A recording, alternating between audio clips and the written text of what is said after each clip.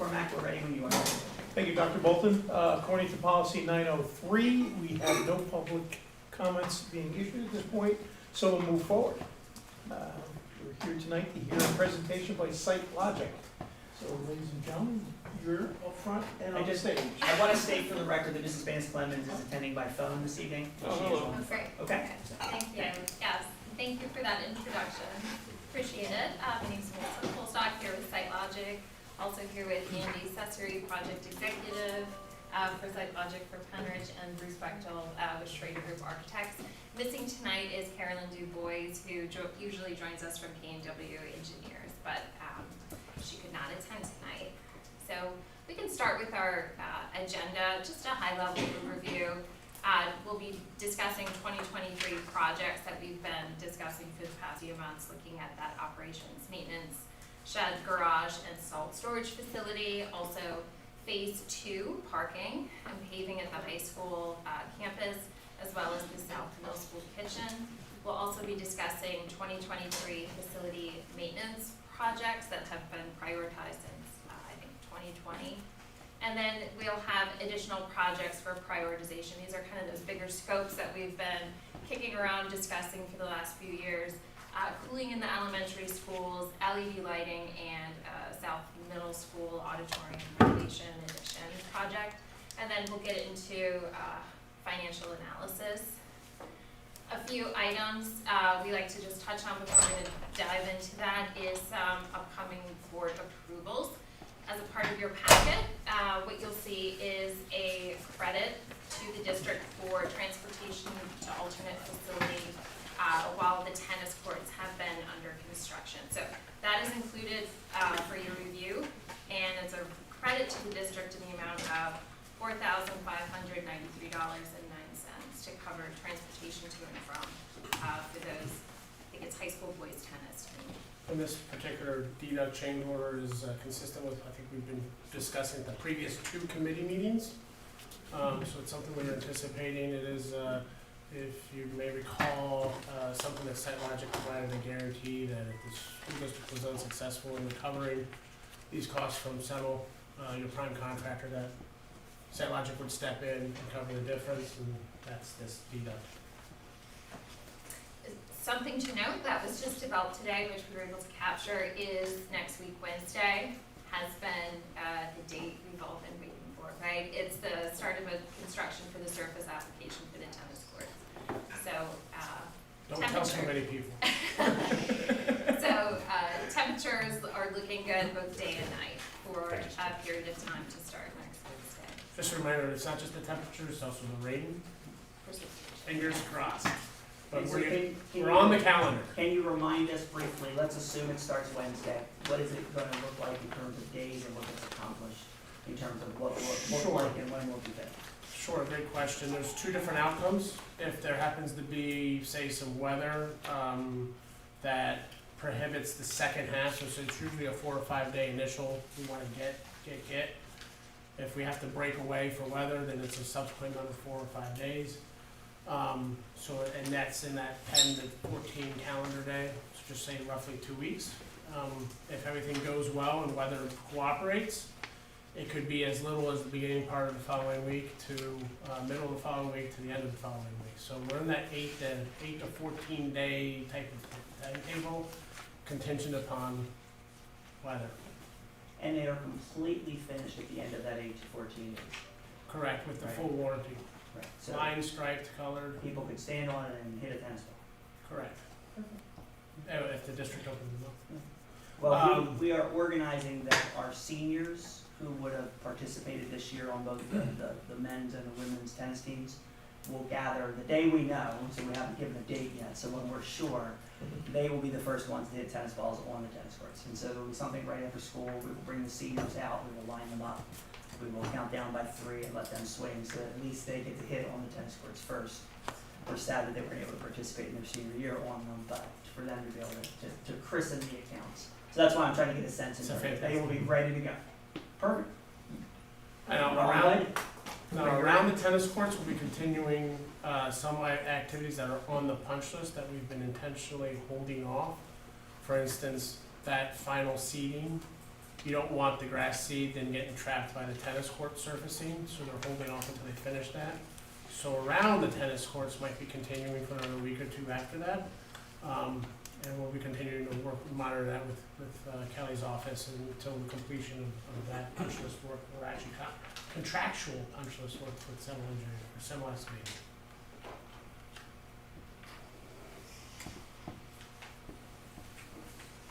That's it? So, we can start talking about the operations, maintenance, garage, and salt storage facility. So since our last meeting, lots of developments as far as design. Schrader Group and SiteLogic and K&W have been working very, very hard to try to drill down into the needs that have been identified and really provide those within these buildings for the district. What you're seeing here is a beautiful rendering by Schrader Group of what the garage facility and salt storage at that site, at the operations maintenance site, would look like, in addition to that piece of the parking, which would support those two spaces. I won't go through every single bullet item here, but if you would like to read about some of the design development that we've been able to push forward, we have those incorporated here. We can talk about them if anybody has any questions, but really it's been a 6-bay building. It's pre-engineered. We're looking to incorporate decorative masonry blocks, some cast-in-place concrete foundation. Again, we have those overhead doors with metal wall paneling, standing seam metal roof. There's fire protection that needs to be provided to a building of this size because it is over 5,000 square feet. So it will have to be sprinklered. There is LED lighting. We have gas-fired infrared heaters incorporated in here. There are floor drains, hose bibs, and some pallets for equipment storage. That is just for the garage.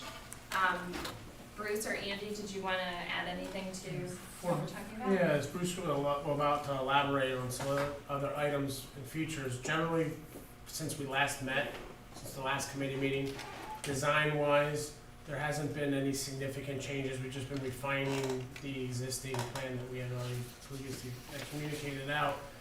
We've elaborated, we have no more details about the MEP, and anything you want to highlight? Actually, you guys covered it very well. The only thing I'll expound upon is that the decorative block that the community preferred was a textured block. Great point. And the block that's shown on the top side of the salt storage shed building matches what's at the base of the pre-engineered metal building. So that would kind of be an architectural item that kind of carries through to each of the buildings. How did that community meeting go? Last we met, it was gonna be held, but how did that meeting go? We had the meeting on the 21st as planned. It was a similar turnout to what we experienced and were able to successfully host in December, with the exception that we had some additional township residents beyond just the immediate neighbors.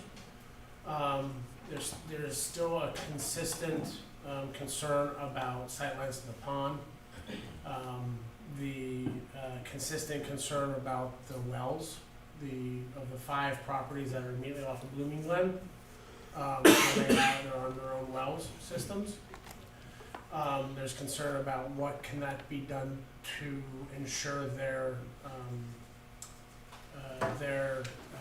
water quality. From our perspective with the community, we did have some successes, or I would say some very interesting conversations that produced some very helpful information. For instance, the design that we last presented included a planting of arboretas along the property line down Blooming Glen, down the whole property line to the corner. And some of those property owners, when asked at the community meeting, said, actually, I would prefer not to have them. I have a fence. I'm going to be putting up a fence. I don't want the arboretas because then I might be able to see over the fence and see something, but now I won't be able to see anything, even if I had a view or a partially obstructed view of the pond. So that was some positive. We were able to get consensus out of some material selections and the recommendations from the community that made sense and we were able to successfully accommodate, in conjunction with the administration as it relates to the textured block that Bruce just mentioned. Overall, the community still is concerned with wells, and I believe our interpretation, we're eager to see what the feedback is from the community meeting at the May 12th Planning Commission meeting. But is generally still, there's some concerns, but the project as a whole, they're very much appreciative of what the district has done already to accommodate. Those accommodations that the district has done has not been for nothing, dollar-wise, to the budget, and we'll get into that later. There are some significant premiums that the district would be undertaking through implementation of those accommodations, and we'll get to those in a minute, because that does allude to the desire that our recommendation to potentially consider some alternative locations. Yeah, and really a lot For of. the salt enclosure, not Yes, for the garage. and I was just gonna really kind of hit that nail on the head. The majority of the concerns are really about encapsulating and containing the salt. So that is the reason why there are certain design features that have been incorporated within that salt storage facility, and why, as you can see here on the site plan, which is actually the grading plan, you can see how dramatic the grade lines look. It's so that anything that's kind of sheeting off here is really captured within the stormwater infiltration basin. And then while it's not noted on this drawing, there's a lot of salt tolerant plantings that have been incorporated into this particular design, just to ensure that any of the salt that could potentially escape from the parking areas would actually be captured there. And then within the parking design, and it's difficult to see, we could probably see it, these dark lines right here and here. That's actually a trench drain. When you sat here, I could point. Yeah. And what that also does is help to capture any salt within that's on the surface, right? So everything is just getting corralled and directed. And there's a lot of design effort to really corral the salt or any potential salt from this site into that area. I think it's important to emphasize that. I think at the Planning Commission in April, one of the Planning Commission members, I think, and I personally appreciate the comments, because it's recognition of what the district has already done from an accommodation standpoint. For a salt granular, everybody's familiar with the PennDOT open air type of salt storage facilities. Most township municipalities have almost like a lean-to type structure, and you see what the district has done to contain. For the salt to even make it to the basin, it has to go past you have a protective door, overhead door, protected from the elements. If it happens to be not loose on the ground during salting operations, it would make it into the trench drain. Then it has to also pass the collection basin within the trench drain, which will be maintained by the maintenance staff and emptied. And even after that point, it's got to go to the actual basin for where there's salt plantings there. And then makes it and bypasses the properties, because the overflow and the outfall for this design is to the one direction. That goes to the exact existing wooded area, and it completely bypasses the adjacent property themselves. And so that is quite a tremendous undertaking of engineering and accommodations from a district for something that is it's an atypical approach. It's above and beyond, in our opinion, from an approach. So how much is can you break the two out, the salt shed? Is it how much out of 3 million? You're suggesting moving it, so. Yeah, so this here, so you're seeing maintenance garage, salt shed, you're seeing repaving of the parking and the new, and then all of the site work. But if you're talking building totals, salt shed right now, I think we had originally budgeted just right around $250,000. Right now it's nearing, over 400, close to 400, just taking into consideration all of the neighbor 150. desires, yeah. The only other thing that we'll have to consider with this is some of the Act 34 or potentially statutory requirements that we may have to fulfill on behalf of the district. We're not yet sure or likely aware that we're gonna have to go into an Act 34 hearing or anything like that, but being that this is a non-academic building, it's a larger spend. Sometimes that does trigger an additional round of public hearings at Act 34 process that we could potentially have to go through PlanCon. But we didn't do it at Bristol, to your point. We were able to kind of head that off. It's not a problem, it is a whole other round of public hearings that have to be held before we can actually, move forward with the project and stuff like that. So it's just something to think about and consider. It does invite additional comment.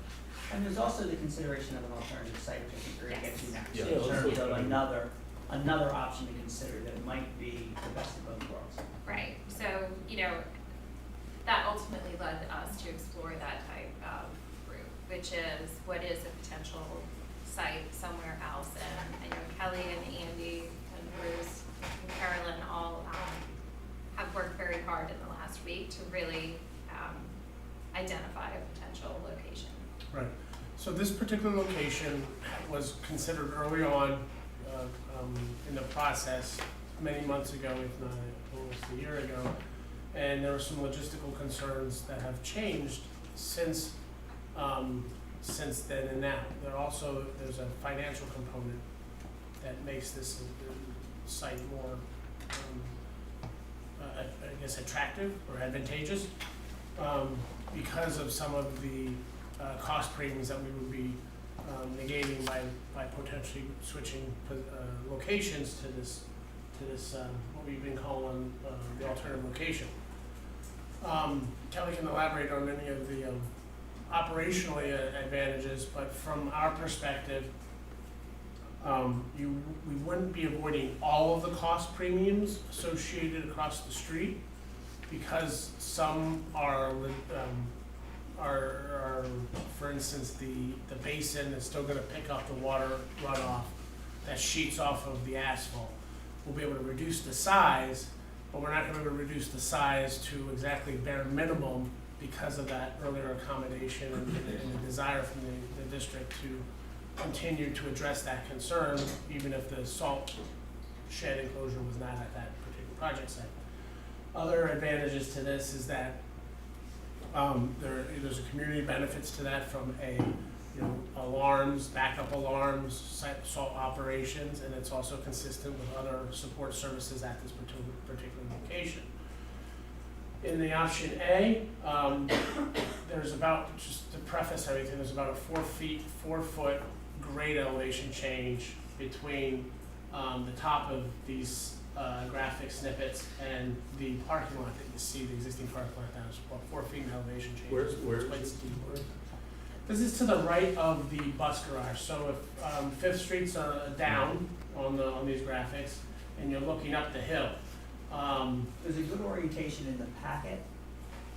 It says salt shed for tentative sketch plan A, 1 of 1. It shows you where the bus parking is kind of in the background, right? Mr. Harper, do you want to orient us in terms of, because also from a movement standpoint, we need to talk about how the vehicles would move in and out of this site. Does that make some sense? Right, I actually wanted to take it up to a higher level perspective. This whole project is because of the additional parking on the site, which removes our current salt storage and additional storage from the pole barn. We intended to have a basic building and salt storage across the street where it appeared to be not a big impact. But we started going through the planning commission, had some neighbor feedback. We got a lot of concerns that came to us, and without the township's approval, we certainly can't proceed with that project. Like they already stated, there's neighbors' concerns about salt in their wells. So They considered wanting us to have a fund established for well contamination. So there was a lot of risk. There was even at least one supervisor that didn't support this salt storage at the other site. So there was a lot of opposition. to the simple building that we wanted to do. SiteLogic proposed a lot of containment to alleviate that, but it still didn't alleviate the concerns from the public. So there's risks involved keeping the salt storage across the street, what we currently planned. We actually had the township suggest if we could move it to a different location, they would have a greater support for that. So we think moving it to this location is gonna help us secure the approvals we need to get the salt storage, which is our primary intent of this. Without salt storage, we can't do our de-icing. But to orient you where this is, if you pull into the district support center where the buses are located, if you have Fifth Street to your back, this is the far right corner in the staff parking lot. There's an existing pole barn that's detached from the garage structure. It would be somewhere behind it. We have option A and B proposed, but we're still working through how would that work, how would it look, and what's the best logistics for it. And who's our neighbor there? The Baptist church, so there's a large wooded area, there's a big buffer. We don't really perceive there's gonna be any concerns with this location. Okay. Seems like a no-brainer. You know, so- And there's From no, the So they have to street- drive the trucks over to there in the snowstorm? And So- pick it up there, or? our main salting vehicles are actually housed on that site, as well as the staff, the bus mechanics actually salt the bus area. No-brainer. So it's actually closer proximity and makes a lot of sense. One reason we didn't propose it in the beginning is impervious surface and the other construction on the site, that we're already in that border of needing some variances from the township, but they're in support of us moving it to this location just to alleviate all the other issues across the street. And from the road, there is an incline and a berm, so that even visually from the road where the house is across the street of Fifth Street, you might be able to see the top of it, but you're not gonna be able to see the whole structure. Correct. The way it's situated. Well, the fact that So, the vehicles are there already, it makes it, that seems like the better solution to start. And it does come with some cost savings to do it this way. Anticipated cost Yeah. savings, yes. Yes. Cost savings or cost avoidance? Right.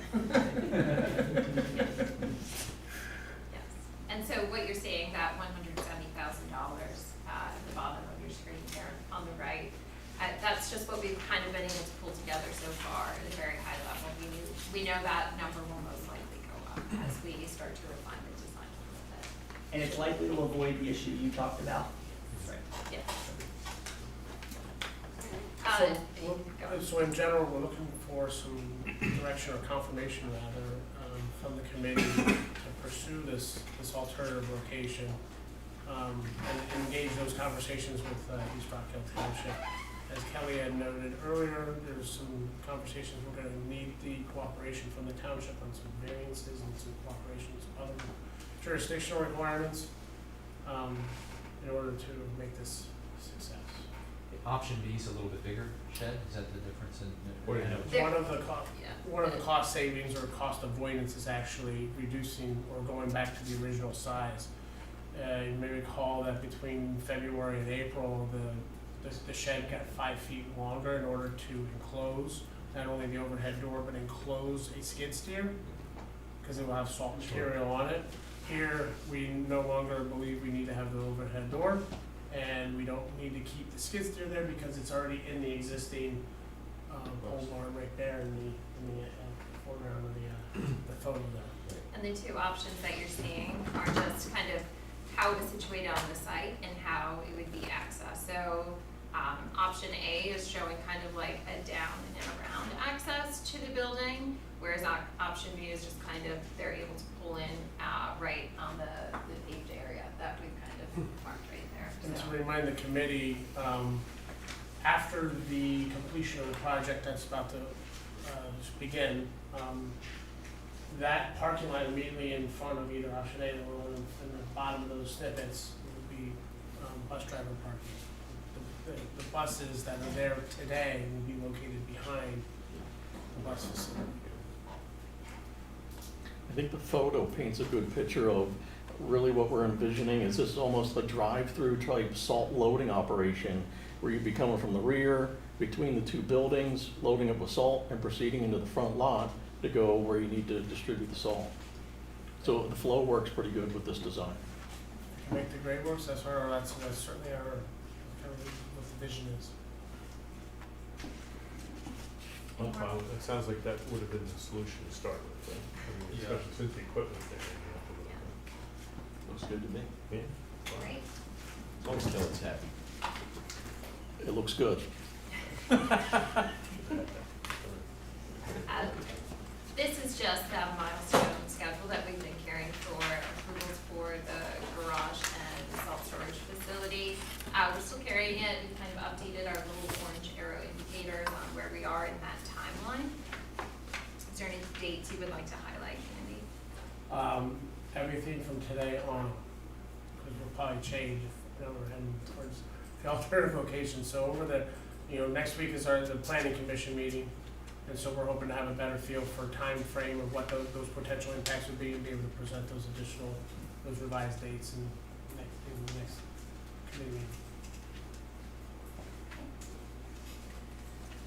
So this brings us to the phase Before two. we get into that, I just want the community to know that Sitelogics did made a great presentation to the township, that the township was really appreciative of the extra time and effort they put in after the meeting to talk to the township officials. And then the next meeting we had was on the site, it was actually, we walked the site. So Sitelogics really put a lot of effort into making sure that the community got a thorough understanding of what was taking place and how they were gonna react to their concerns. So I attended both meetings, and I gotta say that between Sitelogics and Mr. Harper's conversation with the township, it was well received. So thank you very much. Thank you for those comments. Yeah. Really was a team effort though. And with us on every one of those meetings was Mr. Harper and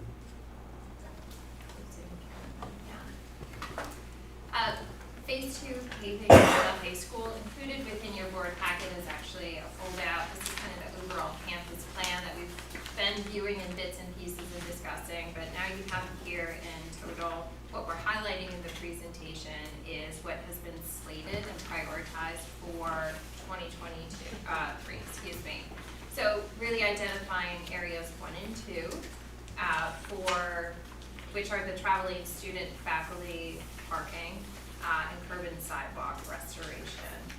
Those are existing, those are already in place, and this would be a restoration of those surfaces. The new parking lot, which is lot 2, has been proposed to provide some more student spaces, and it's right around 145 spaces there. You can see that there's some sidewalks and walkways that have been incorporated into the design. That's a little difficult to see, but they're there. Questions regarding this? When is Area 7 supposed to be done? Those are going to be done in 2024. Because there's some potholes right at the entrance of coming in. I feel like I really have to zigzag around that. So we're not waiting for this to be done. That's something that could be done now, right? Right, that's actually on our maintenance list. There's work orders in to get that done. It's getting the time where there's no traffic in the way to do that. But yes, we're certainly gonna keep maintaining those with the correct fix during these projects. So the additional lot for 140, how much is that out of 3 million? Broken out individually, I don't have those breakout numbers with me, but I can provide them to you after the meeting. Actually, Okay, yeah, I'd like to I know think that. about that. I want more parking too, but that's a lot. I want to know how much we're spending and can we use it for something else? Yes. And see, we do have the bus service. So I'm so sorry. We will get to that. Paving, we have kind of broken out individually for our maintenance list. We've included it, and you can see that there. So, parking, lot 2 is right around, 1.6. it's the page right after the last 11 by 17 pullout. Yeah. It's got the green borders. Green border, okay. And to area 2.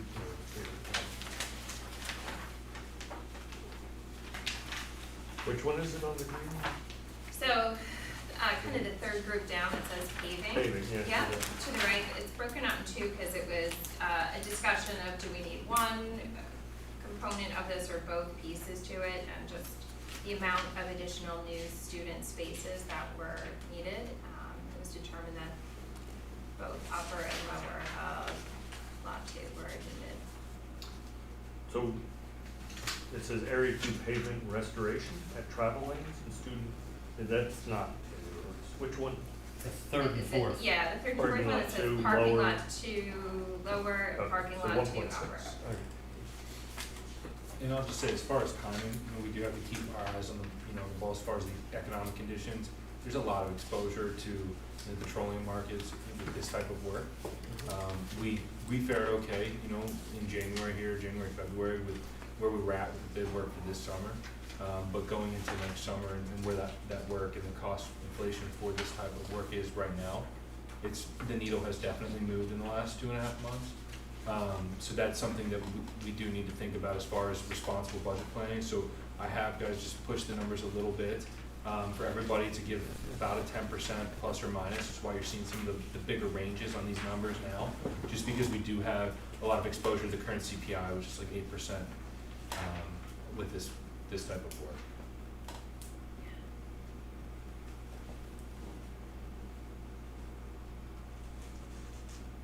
Any questions? And again, we may get lucky and hit a bid window that things will cool off. It's anybody's guess right now.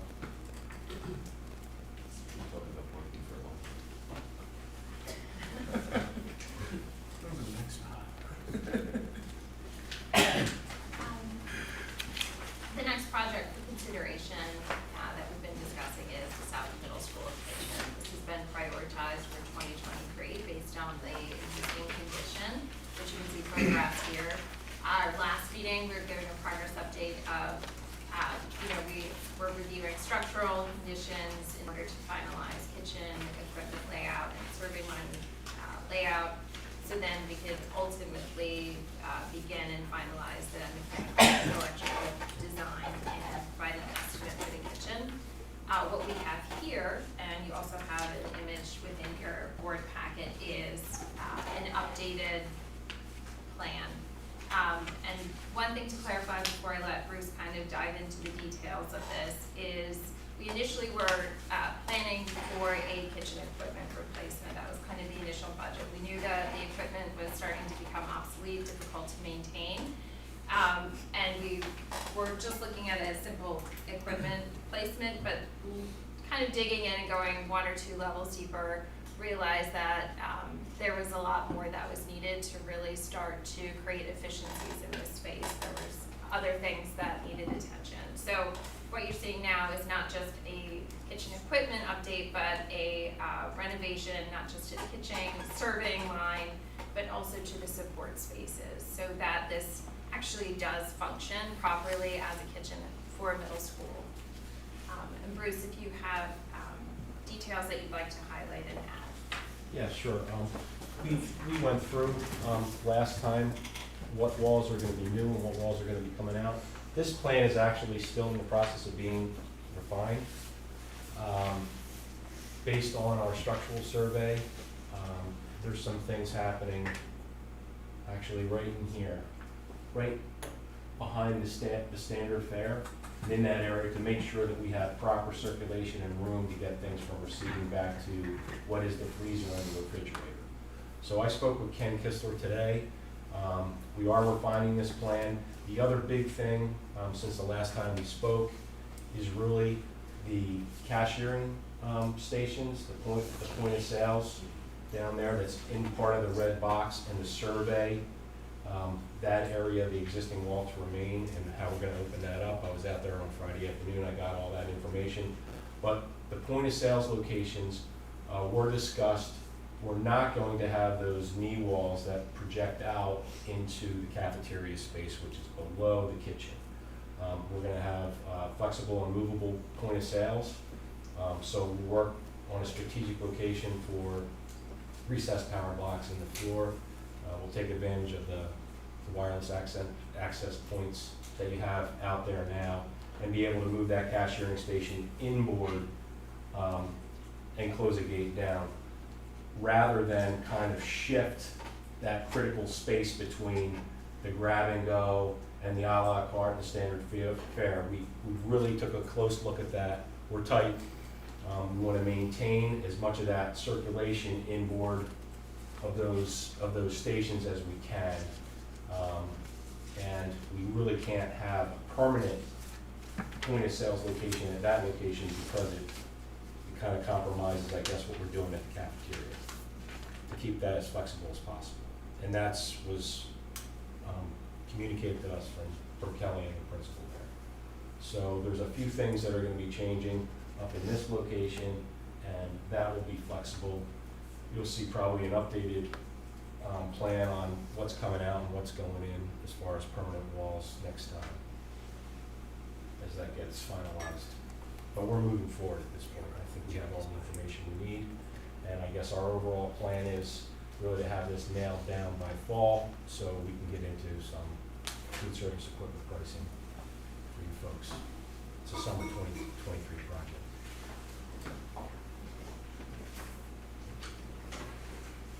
Any questions? Patterson, How does the food compare between schools?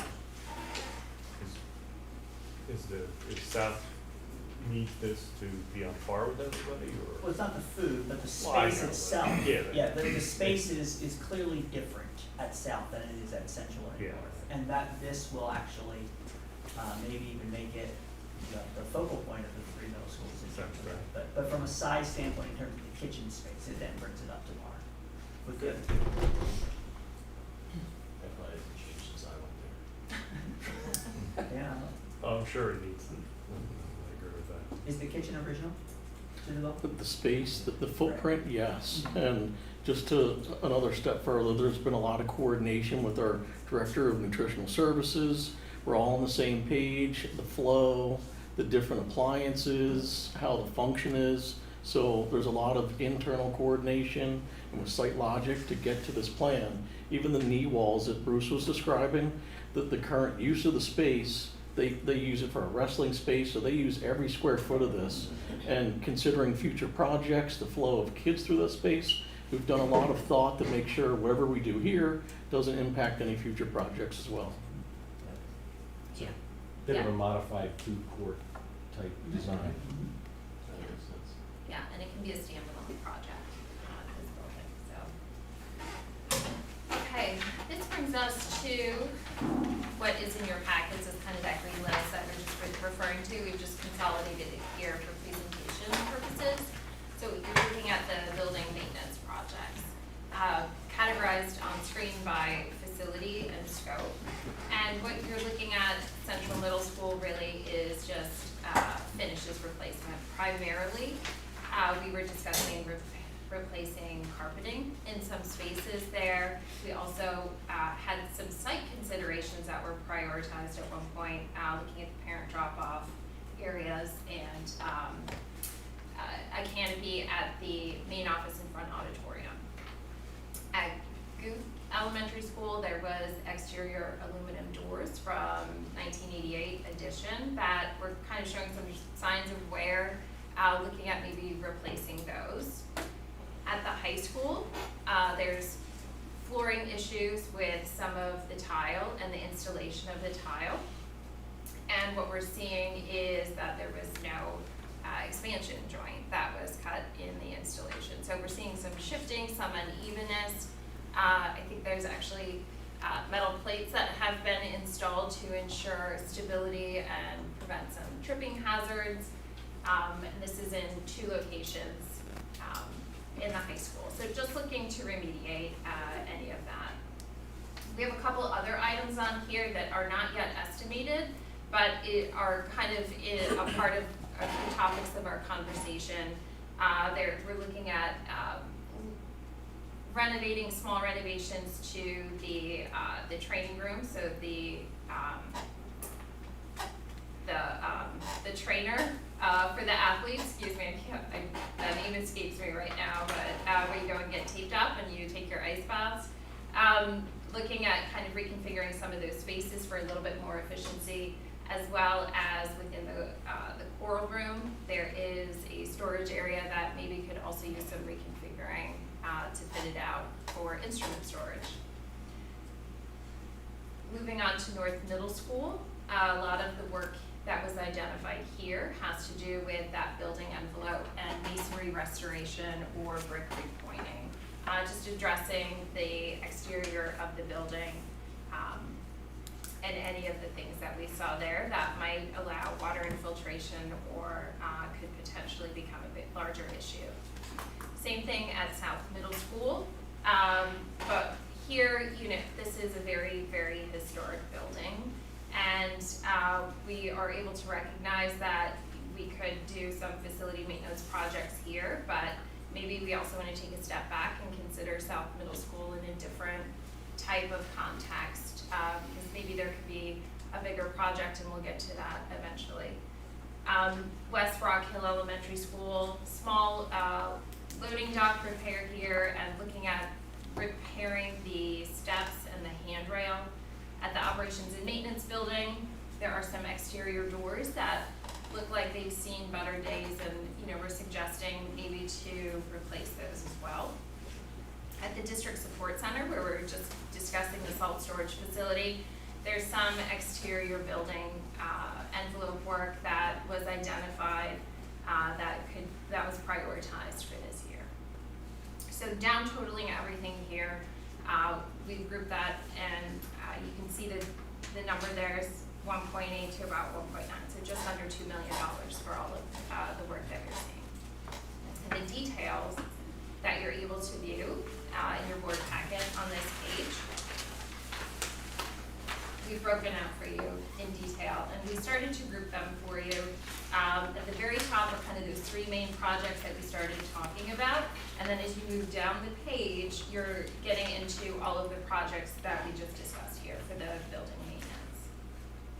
These are all been gone through, and you guys are supportive of all this stuff, right? So you work together on this? Typically, we maybe historically have about $2 million in for the maintenance projects. And this summer, we're doing a lot of building envelope at the elementary schools, and we moved some of the secondary schools into 2023 for these building envelope kind of categories and carpet replacements, those sort of maintenance things.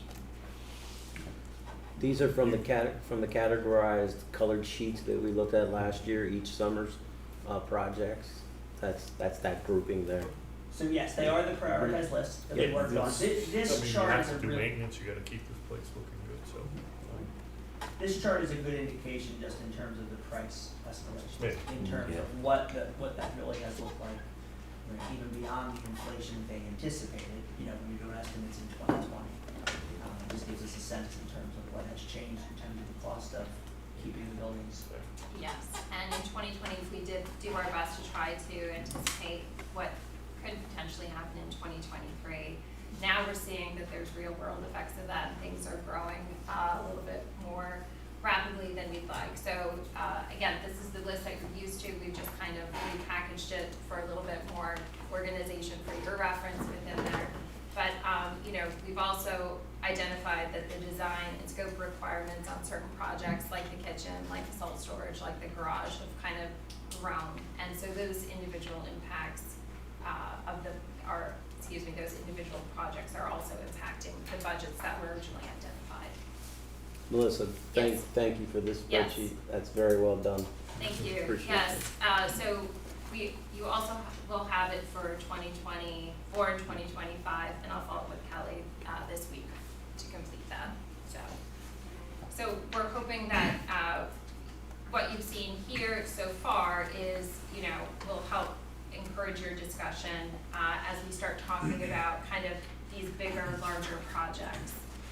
Once again, just talking about South Middle School, you're familiar with this. We've provided, as part of your packet, a little bit more detail of the sketch plans that Sri and Bruce was able to develop. We consolidated the descriptions here on your presentation, but just walking through the different options on a high level. The auditorium does not quite meet the capacity needs of the school. The students can't all gather there in a single space. So option one was just to renovate the existing. There still wouldn't be enough seats, but it would kind of be a refresh. Option two, and I realize Bruce, you should probably be introducing it. And I'll let Bruce talk about option 2 and 3. Yeah, sorry. All right. you're well on your way. Yeah. This is an oldie but goodie. Haven't seen this one in a while. But yeah, option 2 is less square footage. I can tell you that both of these configurations were modeled off of, I believe it was middle school. Central, yep. Central, middle. And that was about 600 plus minus seats. So option 2 captures a seating arrangement of 600. You can see that the addition to the building is basically in keeping with the existing exterior lines of the building. So it's a little bit narrower, and the circulation is not quite provides as much relief as what's captured in option 3 on your right.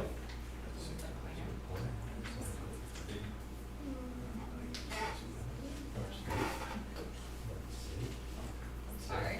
It's all right. You gotta go back. And I don't know how to do that, so I'm just gonna ask for technical help. Try to hit the right arrow down the bottom of the arrow, or use the remote. Here comes tech support. Yeah, sorry.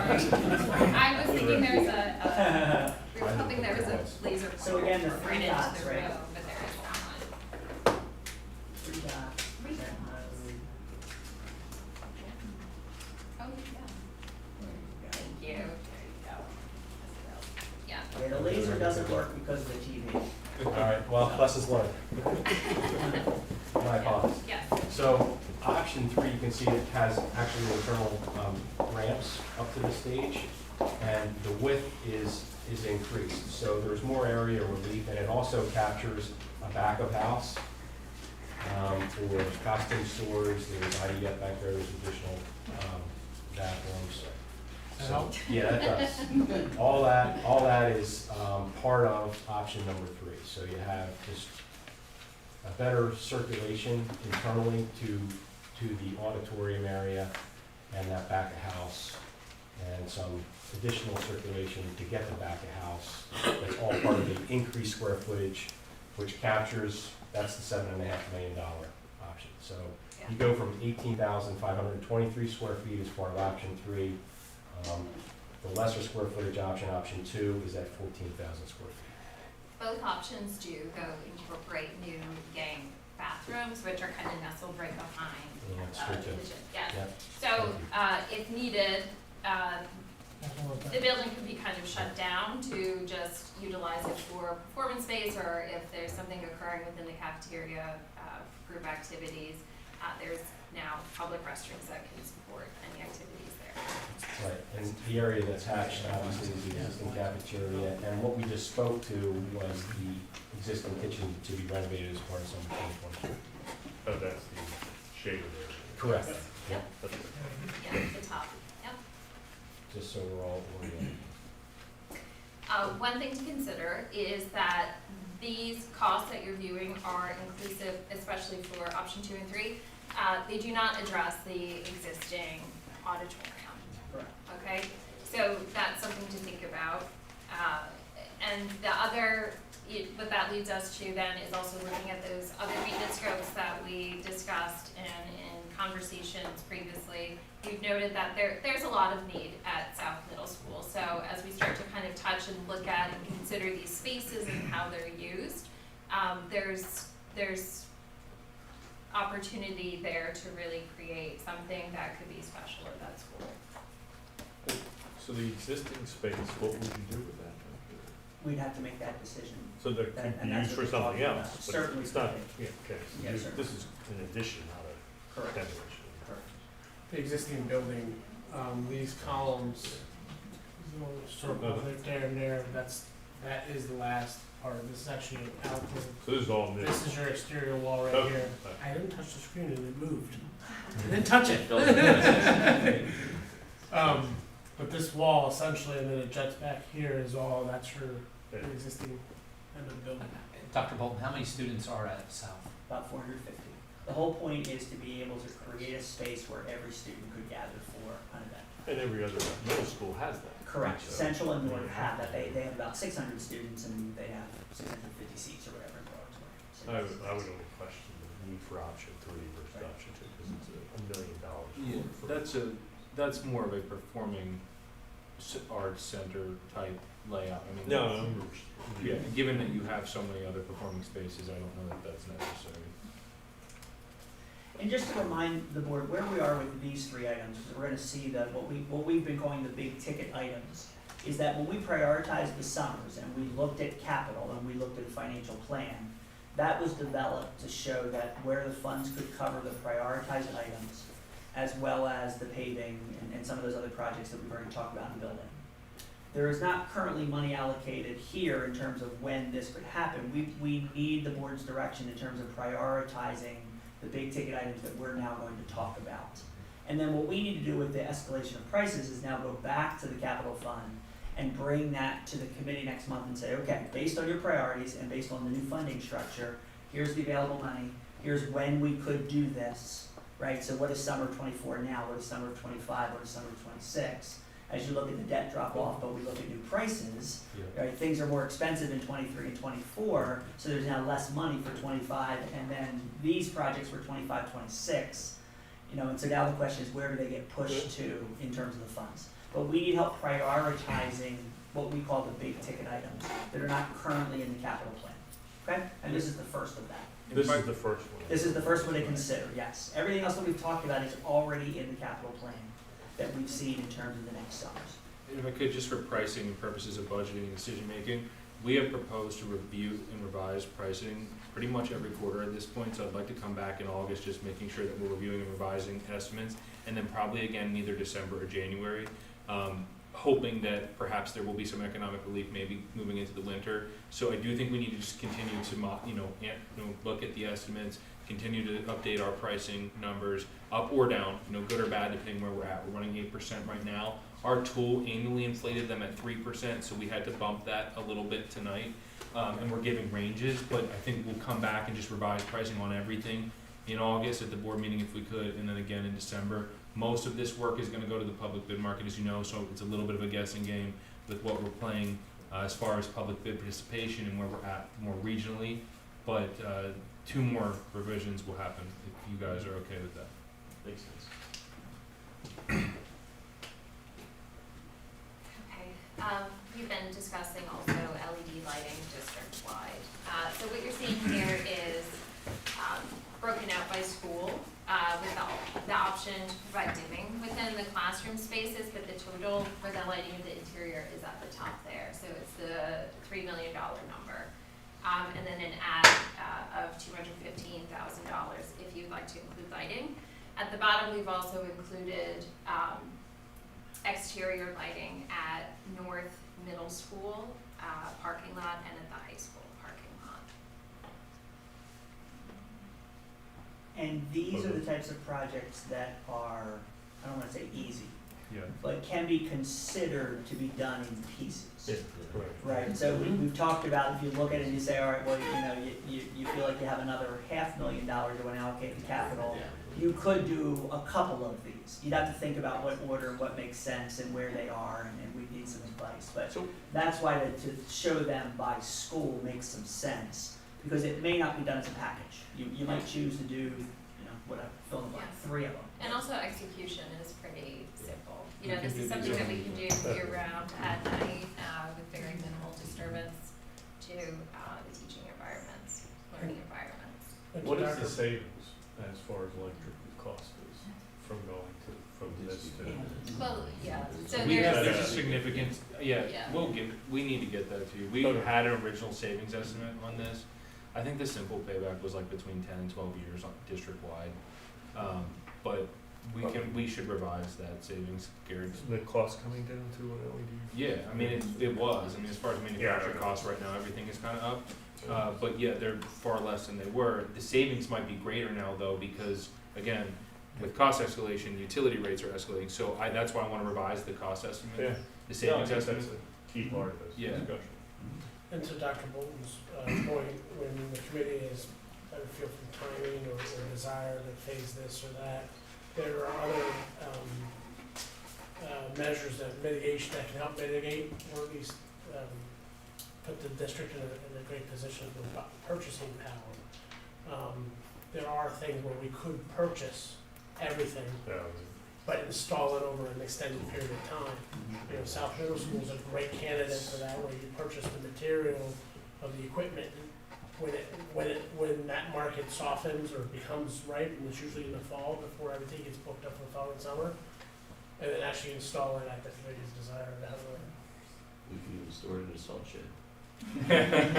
In the garage. Not, The not, garage. not, we're moving it down. Just an idea. Yeah, right. It's not too soon. You're good. Too soon. what kind of lighting is in the schools now? Is it fluorescent or It's a mix of different types of lighting, So but will this- mostly, yeah, generate a lot less heat too? Correct. absolutely, Which yes. maybe we won't need air conditioning if we got rid of Wait, let me get through that Yeah. slide. it. Sorry, but no, I mean. That's a cost multiple avoidance of advantages 12 million. to it. So it'd be- Yeah, again, this slide for cooling the elementary school by system, we have spent a lot of time, you know, with the board in the past, talking about the variety of air conditioning systems that are out there, the options. As far as the first column you're seeing, that's the traditional 4-pipe system. If we were building a new school today, we'd either go with the traditional 4-pipe or the one on the end, which is the air conditioning plus DOAS. Our preference as designers is the AC plus DOAS. I think talking to Kelly, you'd probably agree from an end user standpoint, it's the best end user product, in our opinion, both from an air quality and temperature control solution. But 4-pipe is probably the most common in Pennsylvania new construction, and then the two in the middle, VRF is what has been discussed most recently as an option, and DOAS, that would be a DOAS only solution that we had discussed with the board for a while as well. And then we adjusted the pricing for today's purposes, for budget purposes, and for your planning purposes. There is quite a range there. Again, I'm trying to predict when you could potentially buy this equipment, right? So if it's 2 years from now, you know, we start to head into an economic recession, some of those things that you're starting to see forecasting, does this market soften? Do we get, you know, more advantageous opportunities to buy materials? Perhaps it does, where you start to see the lower end. But then that escalated number, the high end, if you were to buy this today, you're looking closer at those numbers right now, just because of where we're at. So, you know, I'm trying to give you guys my best guess as far as what this might cost, but that really depends on when you want to buy or install something of this magnitude. You know, because 5% one way or the other is really going to significantly impact the overall cost. And we really had asked SiteLogic tonight to do their best to give us ranges of pricing, because it is really hard to lock down pricing for something you might be doing 4 or 5 years from now, Yeah. right, in terms of where they're gonna fit in. And so that's why the ranges are there, and I really do appreciate that in terms of pulling that together, because we do need to get to the point from a planning standpoint that we prioritize. That we say, okay, as we can put it into the capital plan, which of these three, or none of these three, or, right, in terms of pieces of, would you like us to try to work into the plan first, second, pieces, you know, those types of things. And so that's why we wanted to have a sense in terms of scope, in terms of numbers, questions for them in terms of the projects and the benefits, and then talk a little bit about priorities. If there's any other questions about any of these systems, we did in the handout, there's a little bit of information in the notes about the different types of systems that are there. If you have any questions, we can always answer those too, any of them, you know, in depth. But tonight it was more just about pricing and planning, so I'm gonna make that note. Well, it's good because it gives you a range and you can compare one system to the other. It's like, I mean, I don't see how we would ever be able to afford the total system here between $32 and $44 million. I mean, that's a long-term thing. You couldn't do it all at once. But, and then I'm not sure the VRF is ready for this and if it would even work for this. For these, I mean, we've heard a lot of negative things, also positive things. But we're also talking a month, 2 months a year where we're really using those systems, right? And that's a lot of money I couldn't see trying to spend $40 million on it. That's a long range goal. Yeah, well, it is long range, that's true. But eventually, I would think. Certainly not in the near term. Retrofitting existing facilities with air conditioning is inexpensive undertaking, unfortunately. You know, it just really is. Per building. The closest, again, I keep going back to this, is Central Dauphin. They had eight elementary schools where they ended up this year was at 48 million for that project. So just for comparison purposes, you're running under that, a little less square footage here, you've got little things playing to your favor as far as electrical capacity, but you go to the right or the left, you're running comfortably in the mid-40s all in. Ms. Wolfstock, perhaps the next slide might be helpful from a standpoint of it highlights all three of the big ticket Yes. items on the bottom, Yes. and for people to kind of look in one place. Yes, so, I mean, in an effort to simplify but not oversimplify everything that we talked about tonight, you know, here's where we've just tried to take those big budget numbers that you would be considering, everything that we talked about on the top table, everything that has been prioritized up until this point and allocated for 2023. Now with kind of that updated crystal ball of 2023 pricing as far as our best guess. So you're seeing the low and the high range that we can anticipate. And then those projects down below to be prioritized, the cooling, LED lighting, and the auditorium. Mr. Delbert and Mr. Halbert, is it fair to say that for June, based on that conversation around the summer 2024 update of pricing, to take what I call the prioritized list, the colored sheets that we did, is it appropriate to feel as though we could come back in June with a capital plan for the 6-7 summers out in terms of the amount of funds that would be available and where this new pricing fits into that? Is that fair that we could be able to do that for June? And if we had a priority from the board in terms of those three bottom items, we could even try to work one or all three of them in to kind of get a sense for when it might be able to be done. Is that fair? That is fair with Melissa's help, Yes. with her 24 and 25 Right. projections.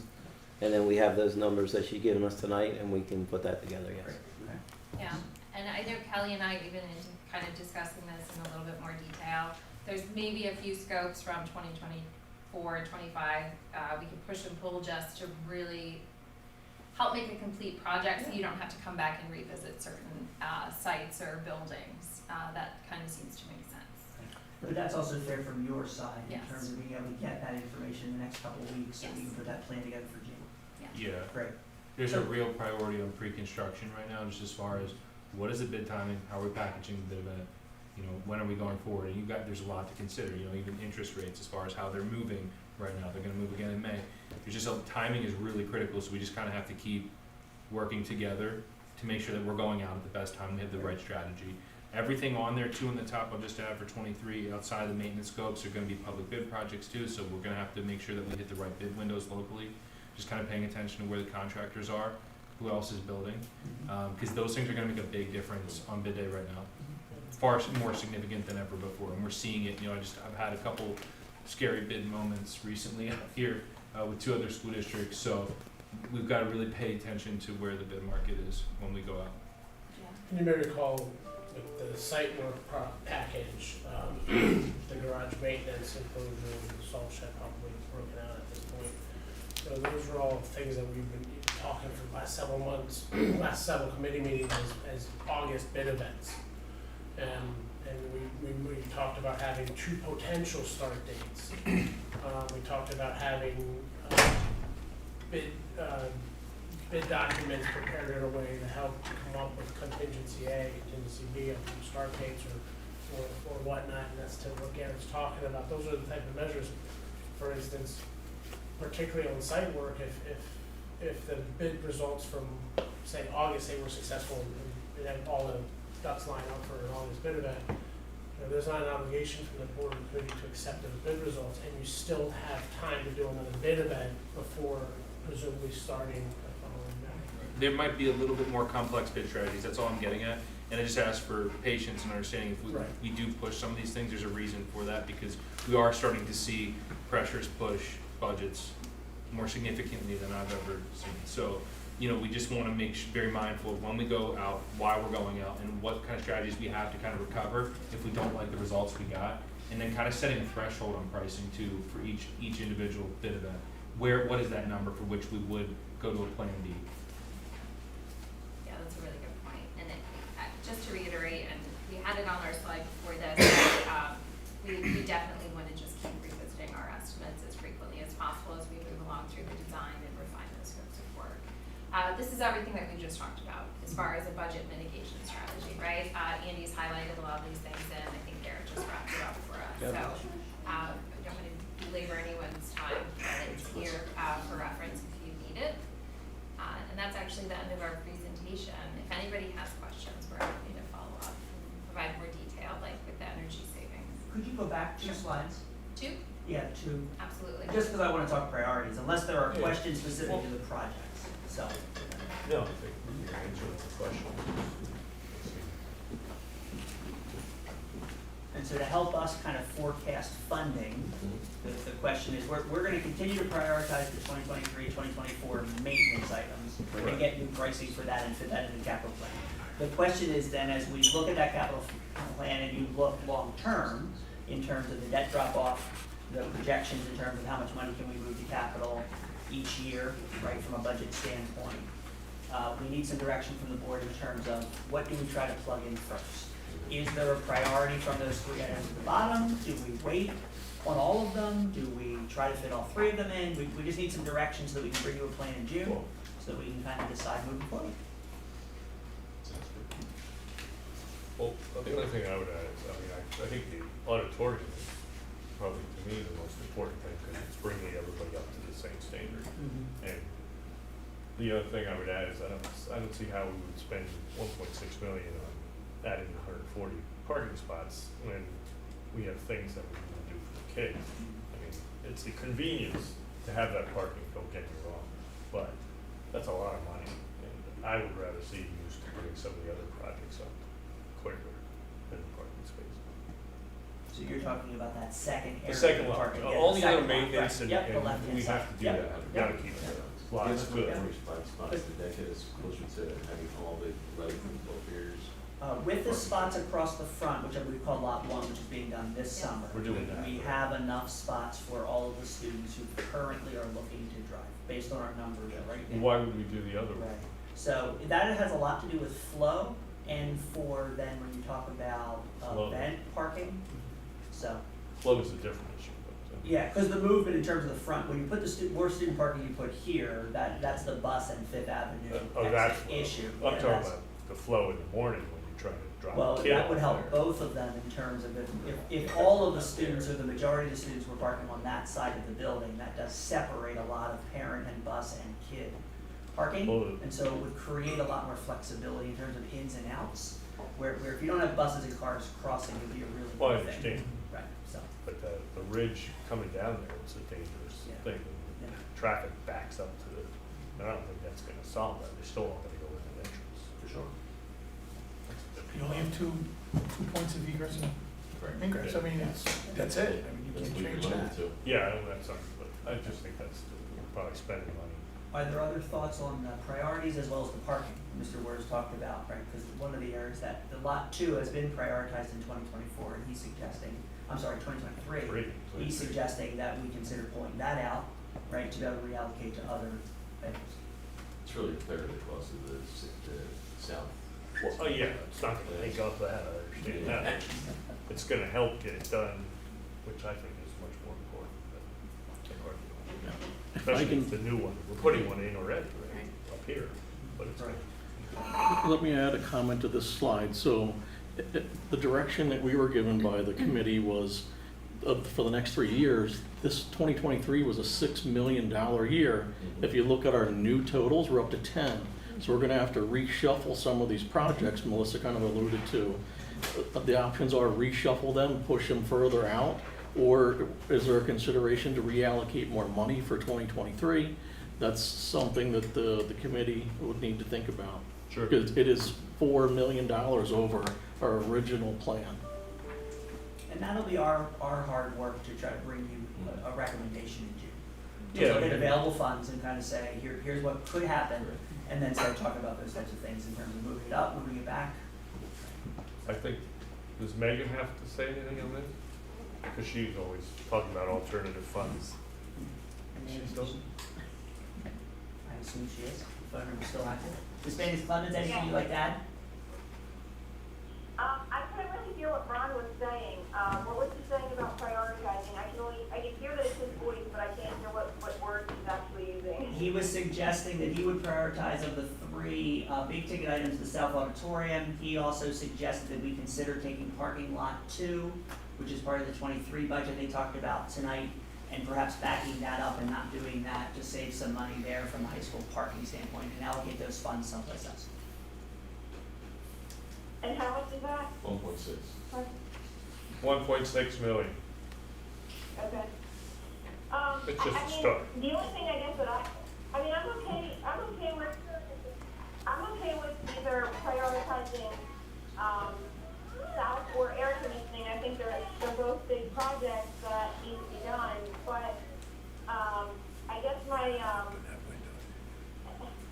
concern is I don't know that we necessarily, you know, we can easily move that $6 million that's just sitting in the PSERS fund over to capital projects. That's what. And that gives us a bigger buffer to be able to, you know, take on some of these projects. And then if you back that up to the debt dropping, you know, you can air condition a few buildings. You could really do south and air condition a few buildings, and then the next year after the debt drop, air condition the rest of the buildings.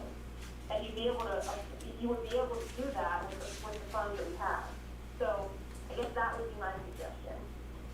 Excellent, and we'll look That's at a that separate option coming to discussion. June. Yeah. Pete, I'd like to have that discussion again, because that's a lot of money. And if we can free up some more, because there's no way we have the budget. And we're struggling this year to do a balanced budget, so we have to look at everything. And there are some funds out there that could help us.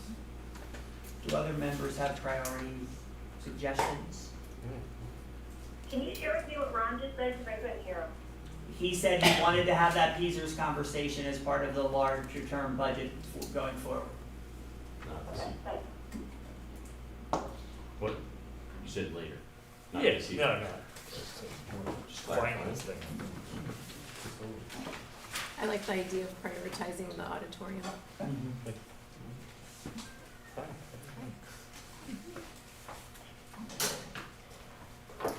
Anybody else? Same with that, and I think lead lighting, even just from in my own house, I'm like, man, I have lead lights and I want it, and I'm already changing them all the time, so in my mind, I'm like, that would probably over the long haul be a great savings. So, I know that's hardware to prioritize that, and the 2 months, I think Ron, you made a good point with saying how it's only a couple months that you would use the air conditioning, so I know it's been talked about forever, but it's like continuing, it's a big number, I know it's tough. September, May. Well, the only suggestion I would is, I think we should be doing cooling, but it has to be done in pieces, and maybe we Right. pick one school and see how it works before we. An air Right. conditioner at a time. Yeah, I mean, well, no, I mean, if the VRF system would be a great solution if it works, but we don't have enough evidence to see, because you could do one or two at a time and space it out over years, or you could do it all at once, but then it's a huge number. Yeah. That's unlikely, and to get it all done at that time. And nobody wants to be a guinea pig, so I think we really would need to get you guys comfortable with a school that has the Yeah. system, not a similar system, the system, Pennsylvania, something. that everybody can get into, you know, Kelly and all of you, so that you know what the product is. And how it's performed over time. Correct. Okay, is that enough information? Thank you, Tim. Yes. All right, thank you all very much. Thank you. Good stuff. Okay, moving on. Let's have a brief conversation about the United States Department of Agriculture Wildlife Damage Management Project. Mr. Harper, you want to talk to us about that local program? I would love to. So it's a popular conversation often at the facility committees about our geese problem on campus. It affects our students, it affects our athletes, it affects traffic. It's been an ongoing problem, and we've had multiple attempts to solve the problem. And recently, we've come to find out there's a process that the United States Department of Agriculture can help us out with. Geese are a federally protected migratory bird, so you have to follow the proper procedures to try to reduce the population and all the problems we experience. So you have before you for your consideration the USDA's proposal to reduce our resident goose population. So there's, I guess it's a two-prong effort. So what they do is during the egg season, which is right now, they do oiling of eggs, which reduces the birth population. And during the summer, there's a molting period where geese apparently can't fly very well. Well, they'll do a goose roundup, and this might be a sensitive part of the conversation, but they will actually round up the geese and they will harvest meat and give it to homeless. So there's a benefit to that roundup, and that's as simple as I can put it, but I think it would help reduce the goose population and benefit homeless and hungry. And moving forward, part of that then would have to be the monitoring of the nesting, because the issue is not the geese coming here to stop and use the water as part of the migration. True. It is when they actually choose to live here and then nest in terms of that piece. And so moving forward, that would have to be part of the monitoring of that to make sure that it doesn't just recreate the situation we have with the 100 or so geese that like Penridge and don't pay taxes. Is there a cost to this? It's true. It's about $3,000 for this year, and it's an estimated 50 to 100 geese that they would remove from being permanent residents. On our property? Correct. Just Right, and again, to Dr. Bolton's point, there's migration, we're gonna have geese, but this is about the ones that take up permanent residence here. I have two in our pond, so. David, to your point, how do you prevent them from re-nesting? Like, if you took them all out, right? How do you prevent them from starting all over again, from new ones coming in? So that's part of the egg oiling, which, lack of a better term, it's sort of a birth control. So it reduces the new births of geese on site, and the science says if the geese have these nests that aren't productive, if they weren't captured in this harvest cycle, that they feel this is an unsuitable nesting location and they look for a different site. As much as I've gone into it and tried to find solutions, these are the things you learn along the way. So the impact on the students so far is that do they attack them? It's more about the goose feces, and we actually have to run tractors with brushes on our sidewalks to remove it. And you'll hear stories all the time. Kids they're out at football, soccer, lacrosse, they track it in, they get it on their jerseys, they get tackled in it. You can imagine what comes home from the students and tracked into the buildings. If we approve this, would people give us a hard time for animal rights or things? Seems to be, subjective. it's acceptable process USDA. with the US government, so I think we were able to justify what we're doing for health and safety reasons. I think it is I agree. reasonable to believe that there would be some people who would have a concern around euthanizing the geese. Just trying to anticipate. Yep, for sure. So I can tell you that this is a process that happens in Bucks County. The local USDA ranger or official, I'm not sure his real title, he does similar work in the county, and it's not a first effort. You've seen the orange flashing lights that we have throughout the district. That's meant to disrupt their sleep patterns. We've had 3D coyotes out. We've done some things to try to keep them off our premise. This is a next level thing, and it was brought to my attention, I think it was Bloomsburg Town Park, paid to have this done. It was in a local newspaper, and they found success in it. Okay. And how many people, is there a number of times they've done it in Bucks County? Like we're not the second or They third? wouldn't share who and how often, but it's a United States Department of Agriculture process. It's documented, it's a federally protected migratory bird. We're just trying to follow the process to make Yeah. our district better for our students. Cleaner. Okay. No pun intended. Stop on that. Okay, we'll take care of that. So it looks like we have concurrence that we want to move forward with this. Please. Yeah. Okay, great. Next on our list is bids for HVAC filters and maintenance transportation uniforms. Mr. Dahlberg? Yeah, just on the facilities agenda here tonight, 2 bids. We have some other ones on the finance agenda, but these are for Kelly's department. The first is the bids for the filters. Company with the lowest bid, based on what we were asking for, is Tridem Filters, $48,634.60.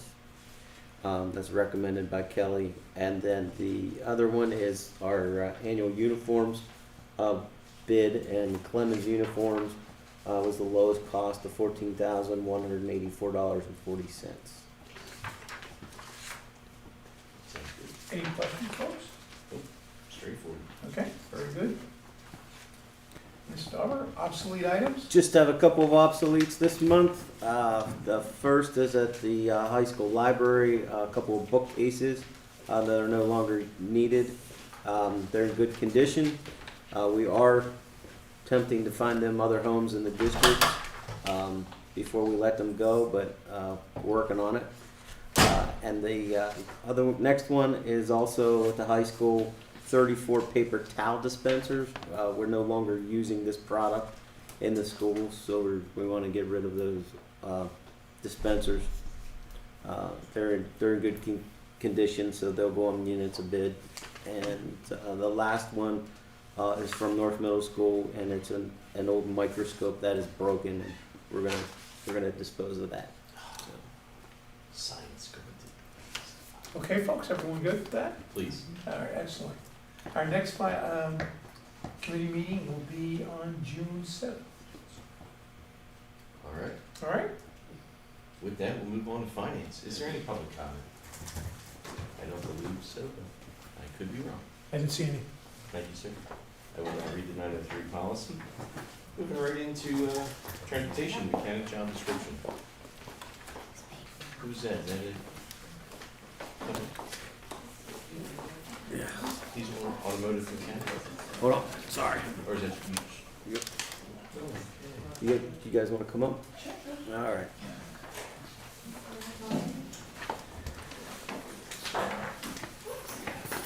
What did you say? Turn around. I didn't hear you come.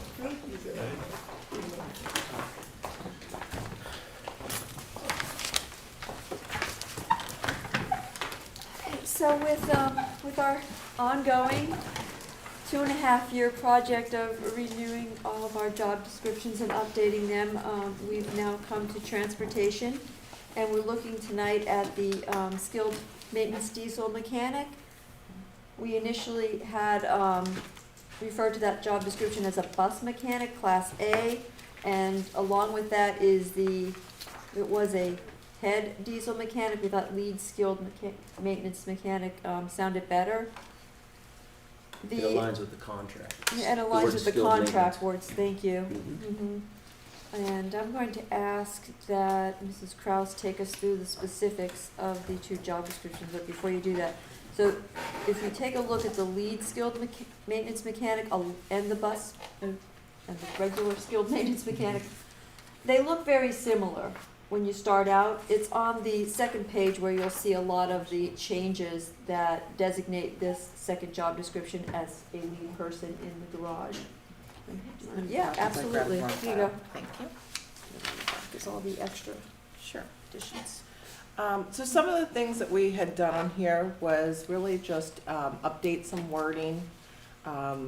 In the head mechanic, it used the word supervise when it's really just an overseeing of the other mechanics, not particularly supervisor. And we updated what is actually being performed compared to what used to be the job description, which I believe was updated in 1999. So Class A CDL is not required for our mechanics. Our vehicles are all Class B operated. Class A would be the tractor trailer, which we don't even have the opportunity to train and provide them with that licensing. So that's one of the main items here that has changed. When looking at the old head mechanic position that is now the lead skilled maintenance diesel mechanic, This is some of the items, as we moved through time, we have four mechanic positions. One of our oldest gentlemen, who's been here the longest period of time, started in the district in the 80s. As he progressed through, he kind of took on some of these responsibilities as the department grew. And so that is what is really updated here in the head mechanic position. And that's basically that person, he oversees our snow crew. So as they were talking earlier, our mechanics do our snow removal and our maintenance during the winter time, salting our lots and things like that. We also have a small group of drivers that come in and help shovel in between and start up buses and things like that. So you'll see one of the items there is overseeing the crew and assist in the snow and winter lot cleanup and maintenance. You'll see just some of the wording, ability to work. Some of the things that we also did was change it to line up equally and then just add the additionals, so we changed numbers. Also, that position would assist with the early morning road checks. So I know that sometimes some of Kelly's guys will go out and kind of check roadways, but mainly myself and Carl, who is retiring this year, would go out and we would check roadways early in the morning. We would touch base with Dr. Bolton at 4:15 in the morning to let him know what we were seeing out there, so that a decision could ultimately be made on school. So that's one of the. I made a call after the committee last night on the way home. Sorry. Too soon. Also, the Carl's previous position, he would help in the budget process and sit down and go over all of the maintenance needs with me. So that is added in here. He also did creation of purchase orders and things like that, managing the inventory. He kept all of that up to date in what we call fleet maintenance. And so that actually is the title of the software that we use. But even if we go to a different type of software, fleet maintenance describes what it is. So in this, it does take both of those items. Some of the other things are pretty self-explanatory. Ensuring that the shop is adequately stocked, clean, visually appealing.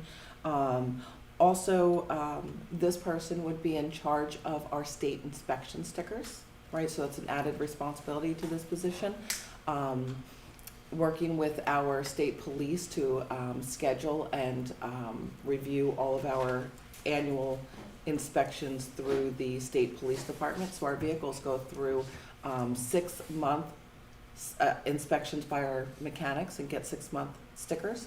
And then annually, the state police come out and review, go through a DOT review and put a state police sticker on our vehicles. So there's multiple steps to ensure that our vehicles are safe, and this person would be working with the state police and overseeing those inspection stickers through the state as well.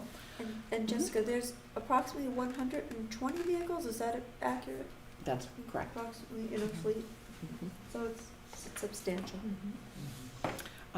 This person would also be someone who would have great experience in the large vehicle maintenance repairs. And so this person would be able to help assist and guide any of the mechanics if anything was questionable or they weren't sure, and really provide that expertise and skill and advice to those to the other mechanics. This person's also actually responsible for any type of vehicle damage and taking care of all the insurance claims and dealing with any repairs and so forth. So if a bus needs to go out for repairs, this person is responsible for the best place. Yes, thank you for reminding me of that. So yeah, this person would review all of the collision documents provided to us by the driver. Would also ensure that we have the reports from the police. Would document all of that items, fill out the reports, get that to the insurance companies, working with the insurance companies on that claim, providing them pictures, all of the financial information that may be coming back to us, as far as any income that we would get from damages for the vehicles. This person would also be monitoring any warranties that we have on our newer vehicles, making sure that we're taking advantage of those warranties, that those warranties are sent out, would review the warranty work when the vehicle is returned to us, as well as any outside repairs that may be done for larger items, would review any of those outside repairs when they came back to ensure that they were done properly. Monitoring any recalls that may be done on any of our vehicles. We do have a few different styles of school bus for the large bus, multiple different styles for the small bus, and then of course we have different types and sizes of vans that would all have to be monitored and made sure that any recalls were caught and of course done. Can I ask a question? Yeah. So do we have someone currently doing this job, but he's evolved into it over a period of time? Yeah, And it's like- so Carl is retiring this year. He's been here since the 80s, and he was hired on as a mechanic. And through his years of service and, you know, everything that he's learned and just responsibilities that he's taken on, just as we've evolved over the years, and his position's never really been changed or updated, so that's what we're trying to do now. Sounds like a Superman. It's sort of Mhm. morphed into It's kinda- something more than just the So mechanic. you have to, if you're gonna Right. replace him, then you also have to look at the salary for that, because I'm sure it's I mean, it sounds like he's doing a lot of different things. Is It's this person gonna do actually any work on the vehicles? So Carl did do some work on the vehicles. He did not, we have 3 bays for the 4 mechanics. So this is mostly the administrative part of the garage. Right. But Carl will turn wrench if needed. And let me, I've been with Carl a long time, so I continue, but he's retiring, so this position would need to be able to turn wrench when needed. We may have some of our guys on either vacation or out sick, or so it needs to be someone that could be able to do that. In addition, this position would be the one to open the garage in the morning. So this person actually arrives on site even 30 minutes before I arrive on site. Which is? 5 a.m. So We this, waited as we left committee last night. I heard. I think I was pulling in right as you were leaving. So this person, when they arrive in the morning, unlocks all the gates, drives through the lots, makes sure that there's nothing fishy or out of the ordinary. Make sure that everything looks right, the doors are still closed, checking to make sure that the lots are secure before the drivers show up. Additionally, with where we are located over there, we have wildlife that comes into our lot, and this person will make sure that wildlife is gone before I arrive. So this person also, opens the building, things like that. And then since they are the first one in there in the morning, we do have buses that are coming in and doing pre-trip inspections as early as 5:30 in the morning. And so because our building is open for so long, we have 4 mechanics, and the last one goes home at 6 p.m. So this person is there in the morning, changing out a light bulb so that we don't have to down a bus, and doing those minor things that the drivers are pre-tripping and finding maybe small items that can be done prior to the second mechanic arriving. So yes. Sounds good. Good luck finding a place. Yes. That's a big thing. An extensive list.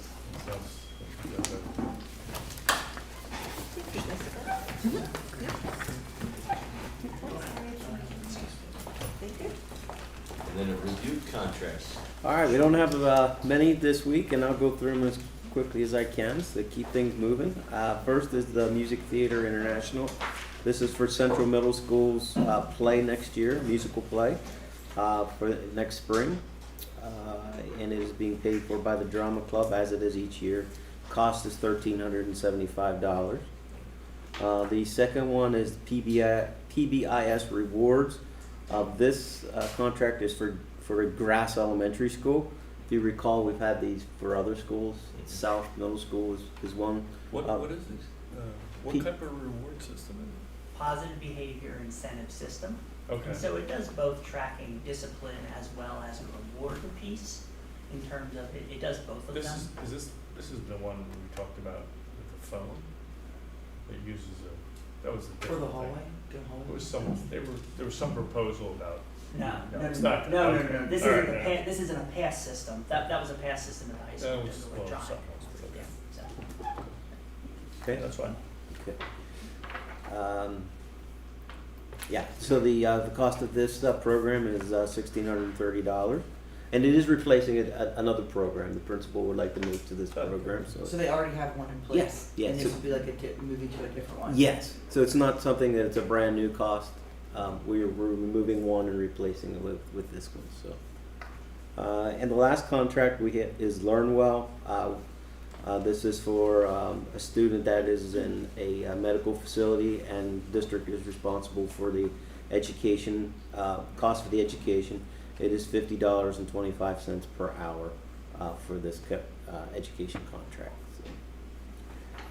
The next item on the list is the annual membership renewal for the PSBA dues, or the PSBA membership. We get this each year about this time. Put it on the agenda for your consideration. The cost this year for the All Access package is $16,194.82. And then the administrative regulations addition is an additional $764. Last year, the All Access package was $15,840. So their cost is going up a little bit, like many of the other things that we're seeing.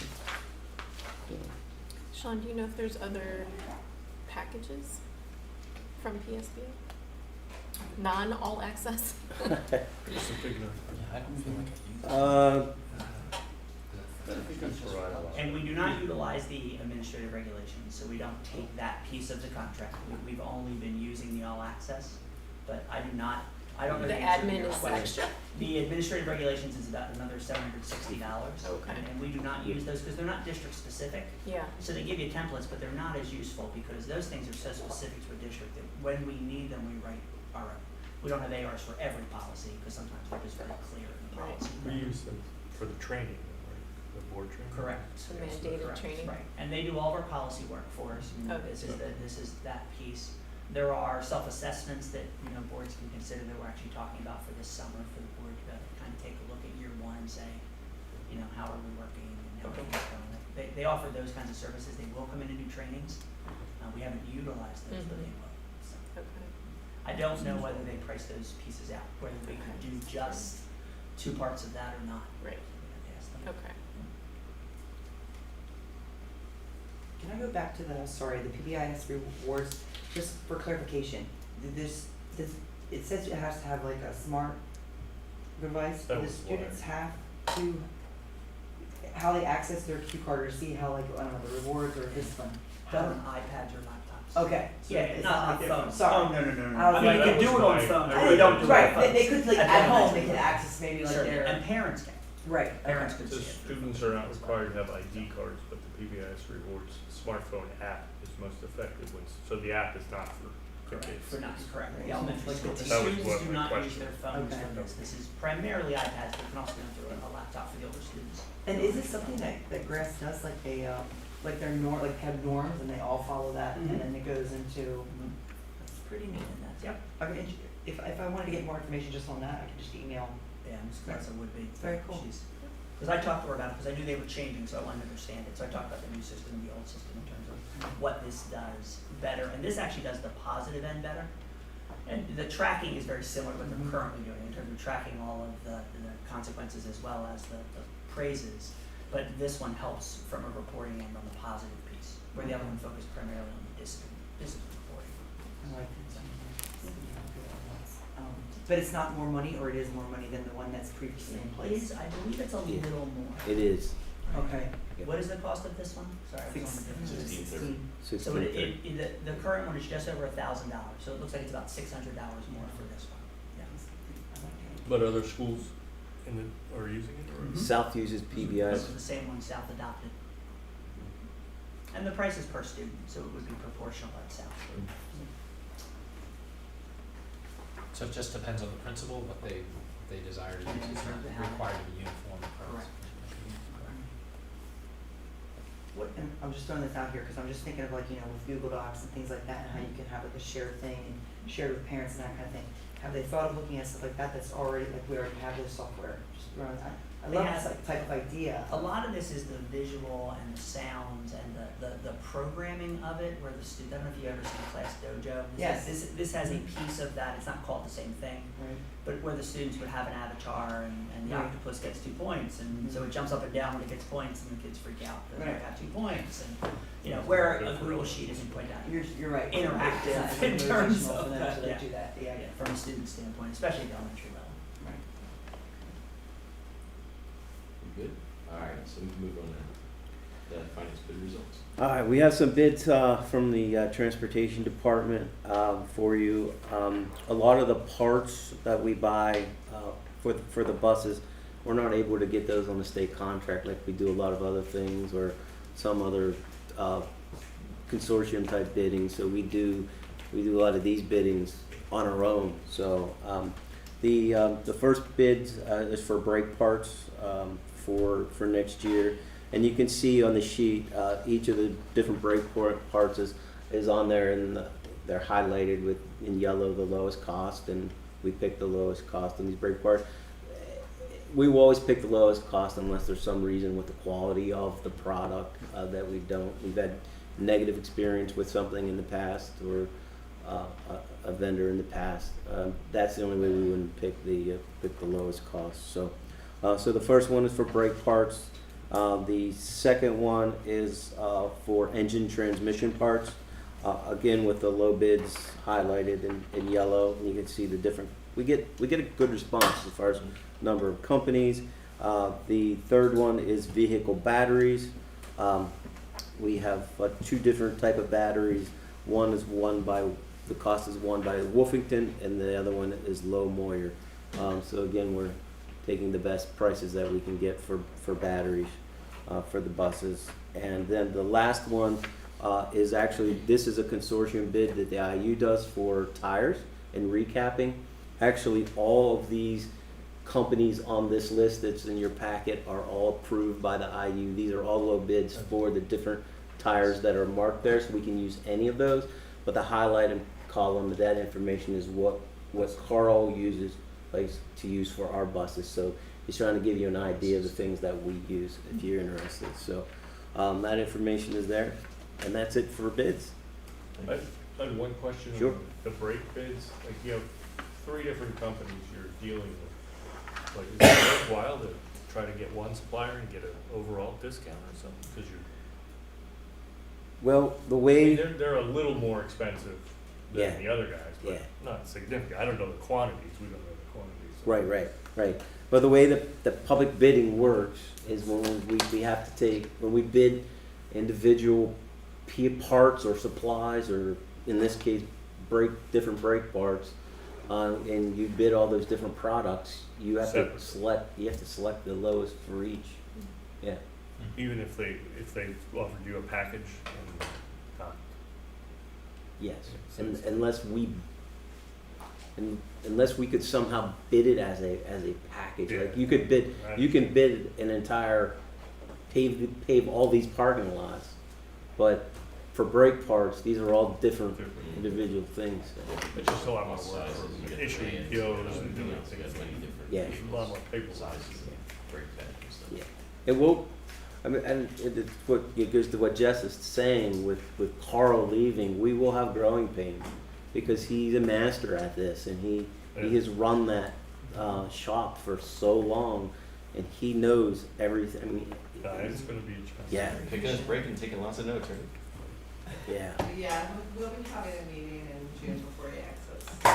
And recording it. Yeah, it's gonna be hard, but Good luck. And then next up, the general fund budget review. yep. We're gonna go to technology first and let Diane do the technology Roberts. budget first. I'm okay with that. You know, I'm always ready to take technology. Are you trying to hire his replacement before he leaves? Can you do that?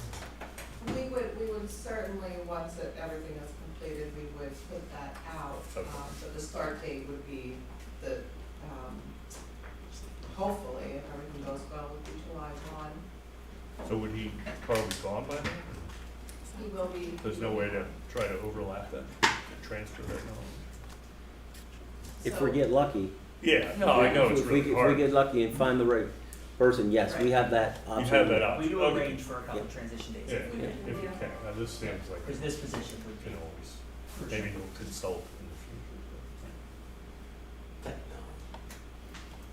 Okay, so I am here to present the technology budget for the 22-23 school year.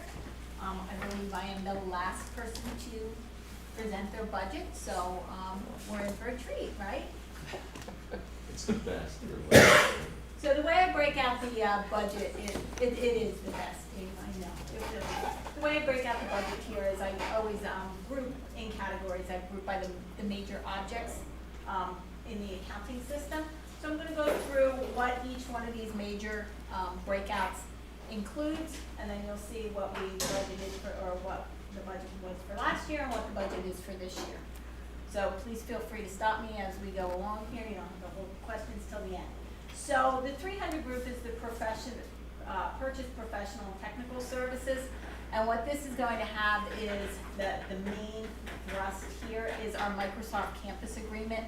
So everything that we need to license for Microsoft, meaning all of our endpoints, all of our servers, anything that runs Microsoft, that is this object code here, so that is the Microsoft Campus Agreement. We are in a consortium with the rest of the districts in the Bucks County. So Bucks County actually does the IU, I should say, actually does the negotiation for this contract, and then we just benefit from it because of, you know, the scale of numbers. So, so that's the campus agreement. Then we also have network consulting and support. So we do contract with an outside vendor. We've been using him for years, JLR Consulting.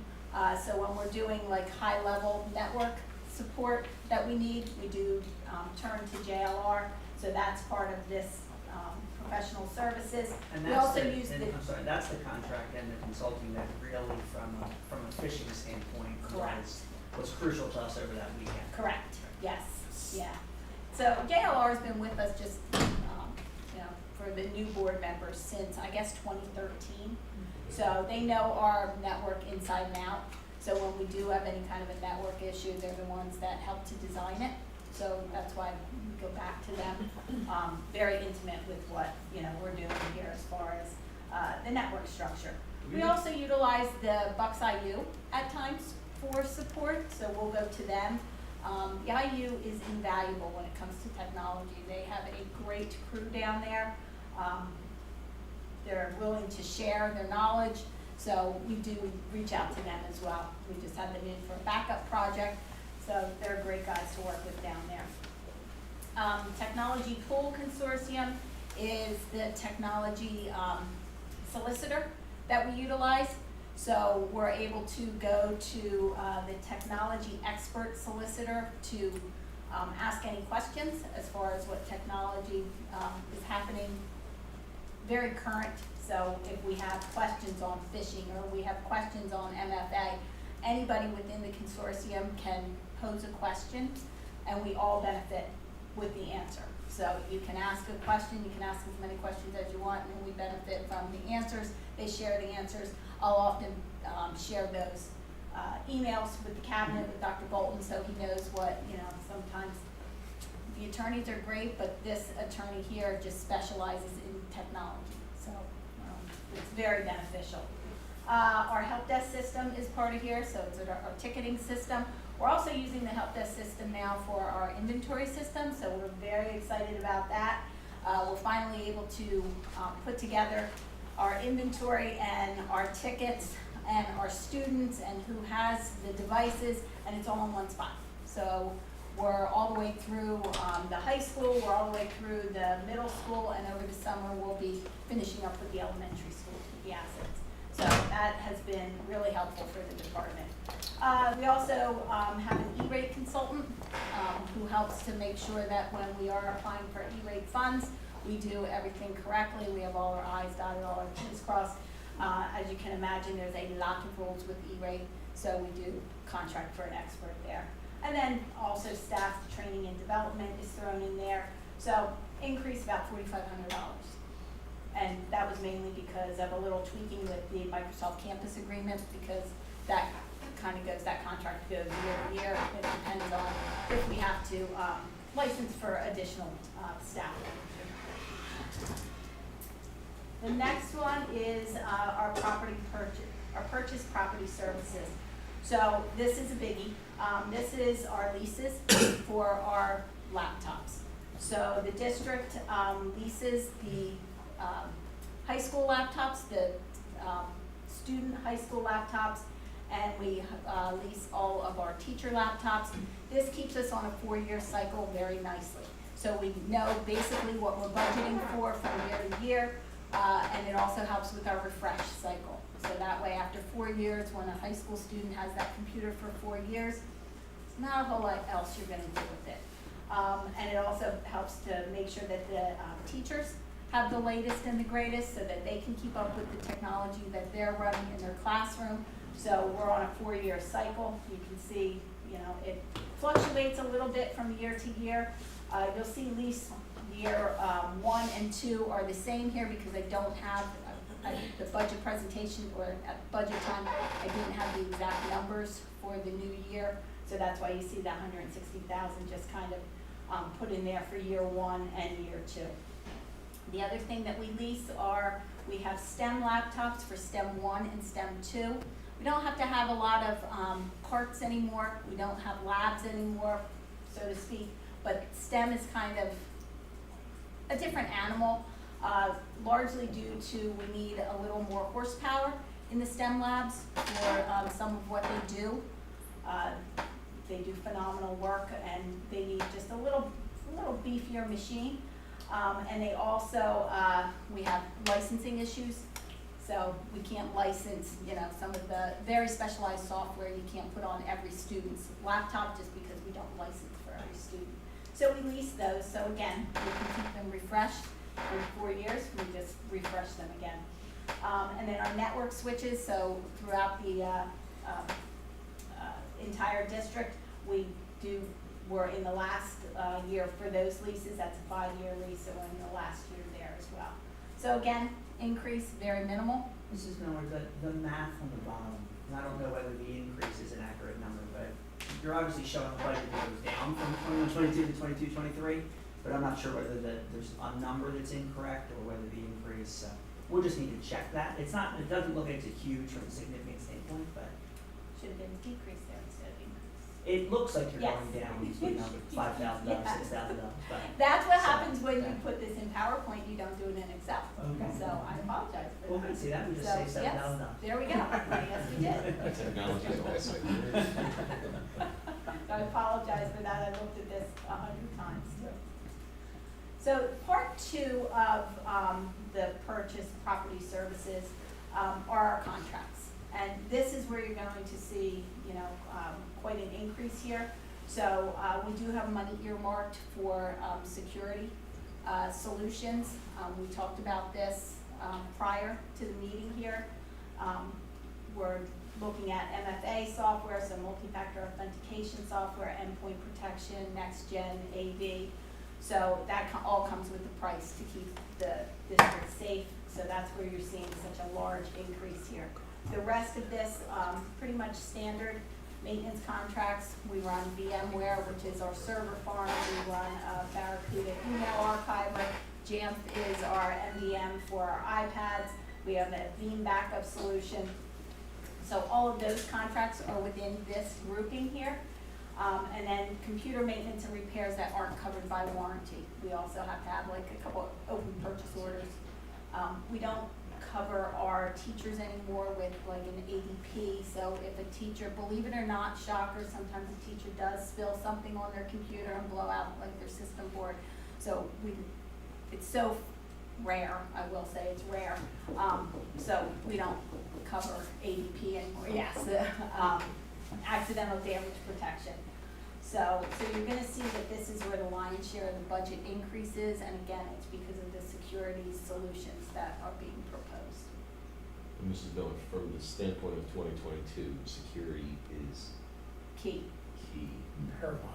It's paramount. It's So important it's a necessity. in today's day. Yeah, and it age. really is a That's necessity, so stressing on it. So, yes. yes, that increase is minimal as to the effects of what it can what save it us in the can long save run. us, yes. Absolutely, thank you. So this slide here just just shows the difference between the 22-23 and the 21-22 budget. This is a combination of those last two slides. Moving into other purchase services, so we get our internet service provider, we do get through the IU, it's our regional wide area network, our internet service provider locally, or our WAN, our wide area network, we go through Crown Castle. We also have to, Sean tells me I have to carry general property and liability insurance, so that is thrown in here, and then the technicians traveling between the buildings. That actually decreased a little bit because I think I had the internet, the RWAN service was a little bit high last year. So I was able to bring that down. Again, that's a contract through the IU, so we don't need to negotiate that. That's all negotiated through the IU. And again, I love the IU. They do all of that. The 600s are the software and supplies that we carry throughout the district. And a lot of this is subscription based. So in other words, it's our big heavy hitter data packages that we have to pay for year after year. So it's our SIS, our student information system, it's our registration system, it's our finance system, it's Board Docs, which we use. It's ClassLink, which is our single sign-on solution throughout the district. It's Unified Talent, which is professional learning. So I split that in the budget with curriculum. I also split net support. Do I split? No. I split Unified Talent, professional learning, and ClassLink with curriculum. I'm sorry. So because of the way they span technology and curriculum, we split those two. Net Support classroom management software. That's the tool that the teachers use to be able to we'll just say keep an eye on the students within their classrooms. And then this also is, the supplies are now technology themselves. So although we actually lease the laptops at the high school level, the middle school and the elementary devices we don't lease, we purchase them outright. They're at a little lower price point. Middle school devices, we hope to get 3 years out of. We do get 3 years out of. Elementary school technology here, laptops we use grades 3 through 5, and kindergarten through 2 we use iPads. So we do purchase those outright. We're getting more on a cycle of replacing at the elementary level, just like we replace a replacement cycle at the middle school level. What we've been doing a lot of is pushing down from the middle school into the elementary, and we're finding that we're having a lot of trouble. By the time those middle schoolers are done 3 years with those machines and they get down to the little guys, we're spending a lot of time on support. So I'm getting us more on a replacement cycle. We should be able to get 4 to 5 years out of them at the elementary level because the kids don't take them home. It's not used in the same capacity. I'm So- surprised that if we, whatever the parameters were that justified leasing it at the high school, why didn't it justify leasing it for the middle school? The price point was different, Cheaper so, buy. Different machines. different Cheaper machine, buy, totally lesser different machines, machine. different Lesser capability. processing, lesser. A little hardier because high school kids keep them for 4 years. Correct. right, instead of the 3 years. Correct. But primarily they're different machines. So, and we have been, pushing down from the middle school down into the elementary. We've been trying to push them around, but we're starting to find out that after that 3rd year, we have trouble with them. So, and yes, so the middle school and the elementary school do use the same model, and it is a lesser model than the high school for sure. So it's not a Chromebook, it's above a Chromebook, but it's, it's got 4 gig in it. It's just, it does the job for those two levels for sure. Then the other things that are within this supplies would be like projectors. If you can get them, you can't get a projector right now to save your life, so don't let anything blow out anywhere. Wi-Fi projector adapters, docks, consumables, the bulbs for the projectors, office supplies, cleaning supplies, all comes out of this supply line item. So this did go up slightly. The price of the devices has gone up. Last year, we re-equipped 3 different labs through this budget, so we're not equipping, we didn't have to do the labs, but we did see an increase of $27,000 here, and that increase is because the devices themselves have gone up. So bottom line, budget is an increase of $423,842, and that is really coming mainly from, you know, the $400,000 in the security items. Just real big. It's just, It is what it Yes. is. It is what it is. so any questions? Bless you. Question? No, thank you. Okay, very good, thank you. And I just want to say thank you to the board for your support with technology, because without you guys, we won't be anywhere near where we are in this district. And when I talk to other districts, I mean, we're at the top.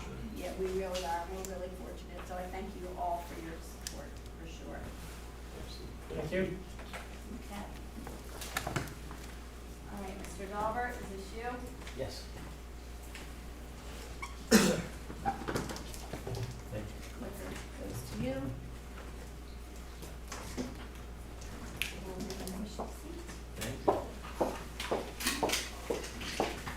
All right, so this is our final look at the general fund budget for next year. I have a shorter presentation tonight than the last two, so, and you guys have an executive session after this, so I'm gonna go as quickly as I can for you, but stop me if you have questions. All right, we're gonna provide a status of where we're at with 22-23 budget, look at the path moving forward for that budget, the steps that you as a board have to take between now and June 30th to put the budget in place, and take a look at the general fund balance based on our conversations last month, and Mr. Wer's question tonight about that. I'm gonna slide in here to talk about that, just to give you an update. First thing, the state property tax relief came out yesterday and today, the information came out.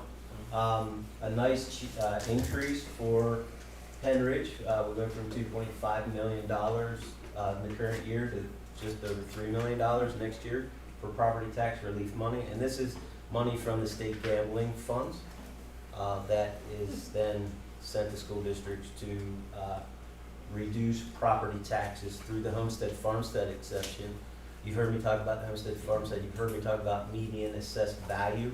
So where all that comes from, each property owner has an opportunity to sign up for homestead farmstead. If your property is sold, or you buy your property, the next year you get the application in the mail, you sign up, you're good until your property changes. So each May 1st, the assessment office owes us a list of approved homestead and farmstead properties. We take those properties, we get the value, the amount of money coming from the state, and we determine then how much of a reduction in assessed value that each property gets. And then that then is equated onto your tax bill, and you see a reduction in your tax bill. So we have 11,650 approved homesteads this year. It's actually down a little bit from last year. It was 11,806. We have 126 approved farmsteads in the district. And the exclusion amount of assessed value is going to go up from 1,568 to 1,900, and the actual tax reduction amount per homestead and per farmstead is going from $212.08 to $256.99. So a nice increase, actual tax reduction for those 11,650 people over what they're paying this year. I want to make that point, because we had talked about this today. It was the first time that I triggered that. Well, I'm going to reveal, sorry.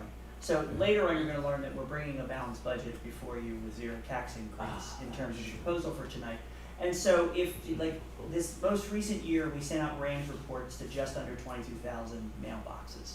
So I think of us talking about there's 22,000 mailboxes in Pembridge. So it's a little simplistic to say that's 22,000 tax-paying units, but for this exercise, well, more than half of them are then receiving a $45 tax decrease for the year, which means more than half of the Pembridge properties or Pembridge mailboxes are actually getting a tax decrease. And this doesn't include the senior citizen rebates, which would be another couple hundred families that receive a tax deduction in terms of for seniors. So $257. Right, but this year they got 212. 212. So they're They get getting $45 more even more than last in their pocket than last year from a tax The standpoint. 3 million is split to everybody who's approved. Yes. They get- It just was a So new that's perspective no- I hadn't considered. till That's I just talked about it savings for the today. taxpayer, See- no effect on our revenue. Correct. This $3 million comes in from the Goes- state. Goes right We have to reduce our real estate taxes by that amount, so it's in and out. Yeah. We also have about 160 people so far this year that have applied and have sent us everything that they need to send us for the senior property tax rebate, which is about $22,000 this year. We're up a little bit. We're actually up about 10 people from last year, but we still have 2 more months to go because it's just early May, so 2 more months of collecting those applications. So that program is continuing to grow. And actually, of those 200 or 158 people, or no, there's like 100 of those that are new people this year. So I'm sorry, it's 260 people. 106 of those are new this year. So, yeah. So clearly people are telling their friends. So half of the people are taking advantage of this, is that what you're saying? No. Or there's a Okay. large percentage don't tell, Right. right? 'Cause businesses He's all. talking about the senior rebate. Senior in rebate, terms of the- yeah. And Program we that's started. 260. So it's 260 more people that Right. are paying less in taxes, basically, because we're giving them a rebate. So. Okay? So that's property tax relief. Next, get into the actual budget. Since April 11th, other than that, what we just talked about with property tax relief, we put those changes in the budget. Our earned income tax, we've increased that line item by $522,000. And we based that on our actual collections as of this year over last year. So we're running about 7% higher, and when I apply that for the rest of the year, I'm budgeting what I believe the estimate will be at the end of this year, if that makes sense. Okay? So I'm actually not even, we're not actually still conservative to the point where we're not projecting an increase for next year. Okay? You're projecting it to be flat. Yep. But we're But I'm- taking advantage of an increase But this year. project- And Yeah. is that increase this year typical, or is it much higher than it was in previous years? It is higher than it has been in previous years. It's higher than last year. It's a little bit higher than last year, but historically, it is higher than where we were at before the pandemic. Before the pandemic, we would run 2.5% to 3.5% increases every each year, on average. The pandemic hit, we had a bad quarter where we went flat for the year, and then it came right back the next year. And then this year, we're actually running higher than we were last year, so, okay? It's conservative. Still trying to be conservative. But me starting to get nervous though. Expenditures, we changed no expenditures since the last budget, so everything's the same. We are now balanced at $149,500,094. Revenues and expenditures. We're balanced budget. Balanced budget? Balanced budget. what I heard. With no tax. What tax Just a increase will little. that take to No. balance the budget? No taxing. Oh, okay, just clarifying, so we're good. You get, We are 3.25% higher than last year's budget. So we do have some significant growth this year. And it's attributable to increased costs and so forth.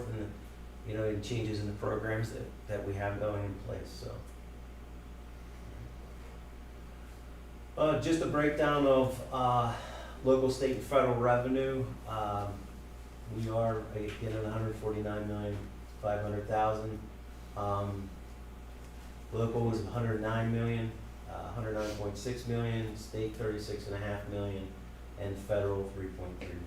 So we're spending 4 million, we're projecting 4 million more revenue than last year, where's the last year numbers?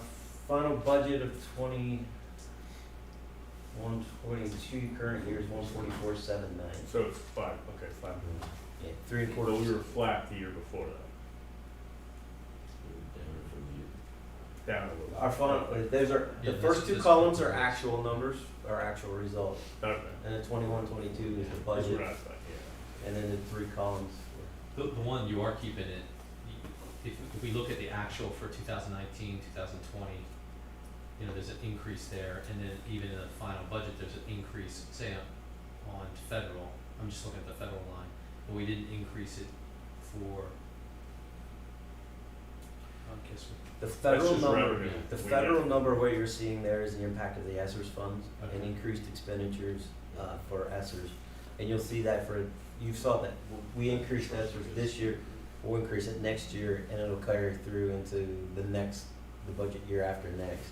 And then that ESSERS money is gonna go away. We're gonna return back to those smaller numbers for federal budgeting. And then federal funds actually span 2 fiscal years for us. So depending on when they're spent, you may see one fiscal year that's lower than the next fiscal year.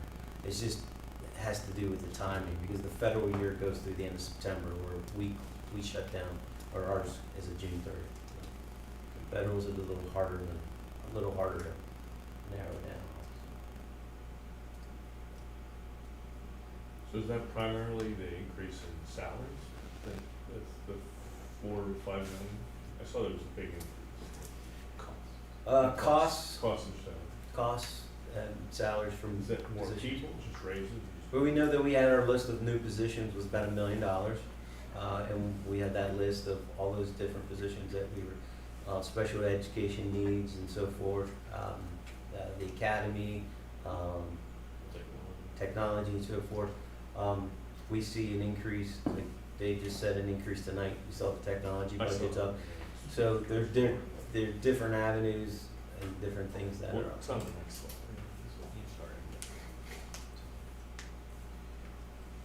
And this is the same slide as last month, actually. This is our breakdown, and our object total, because we didn't make any expenditure changes. And you see the final budget, 21-22 is 144.7 million, we're 149.5. So the increase is 4.7 million. Number you were- So the variance is the increase in district. Yep. 4.7. Is the increase. Yep, that's- 2.3 of it is in salary. Yeah. And the principal payment, or is paying off more than that? So principal payment, that's a good point, good question. The principal payment goes back up because this year our debt service is down because of the refinancing. So we had a 1 year kind of hit, or Wonderland or something, nice reduction in debt service payments. That gets back up and levels off. So you'll see that this year. So that's part of it. Yep, That's a yep. good part of it. That's a good one. See 22, 23, 23, 24, and then the debt drop off. Is the 989, is that because we're bringing more students back? The Yeah. decrease? Yep, we're reducing. So that's potential, there's a lot of that, like $1 million savings, is that what Yep. you're projecting from? Not Yeah, just that's- students, right, there was also a cut in legal fees Yeah. in terms of the presentation of pupil Oh, services that's a from a big settlement number. standpoint, It's- those, yeah. It shows the success of what you've been doing Yes. before, you know. It's good for the students and it's good for the pocket. For sure. It's good. Okay. Just the object summary, little chart. Again, over 70% salary benefits. Yeah. Okay, the budget timeline moving forward, here we are, May 1st, we got our state allocation for property tax reduction, and we were able to work it into our numbers. On May 9th, we'll ask you to approve the proposed final budget. And when you look on your report docs, this is what you see is the proposed final budget. This is the state budget document that every school district has to use. So it's, the format is the same across the state. So this is filled out. It is up to date with even the numbers that we're looking at tonight, even the information that came in today and yesterday. Mrs. Light spent a good, part of today updating this document, and we got it up on your computers for you. So you do have the most up-to-date budget document. So we will ask you to pass this budget document. Then we will put it on display on our website and here in the building, and we will put an advertisement in the newspaper saying when you're going to pass your final budget as the school board. We're making notice of that, and we're also telling people that it's available for public inspection on our website and here at the district office if anybody wants to see it. So those are pretty much the steps that we go through from here. You pass it next month. You can make changes if something happens between the first budget passage next week and the June budget passage. If you find something, if something comes up, we need to make a change, we can do that. You as a board has that authority to make changes to the proposed before it becomes final. And then on June 13th, we'll have the final budget adoption. And then at that point, then we'll begin the work of getting our tax bills out by July 1st. So this is why we ask you to have an early voting meeting in May, and then an early voting meeting in June. You have to have 30 days between your votes, and we like to have that June meeting as early as we can so that we can get the tax bills out on time. And then this is the general fund, the fund balance, a slide that I added to this presentation based on our discussion last year. And you can see throughout time, our total general fund balance has stayed relatively the same at about $16.5 million, except for the fiscal year 2020. And that difference in the fiscal year 2020 is we put about $1.5 million aside, not knowing what was going to happen with COVID the next year and what would happen with our revenues.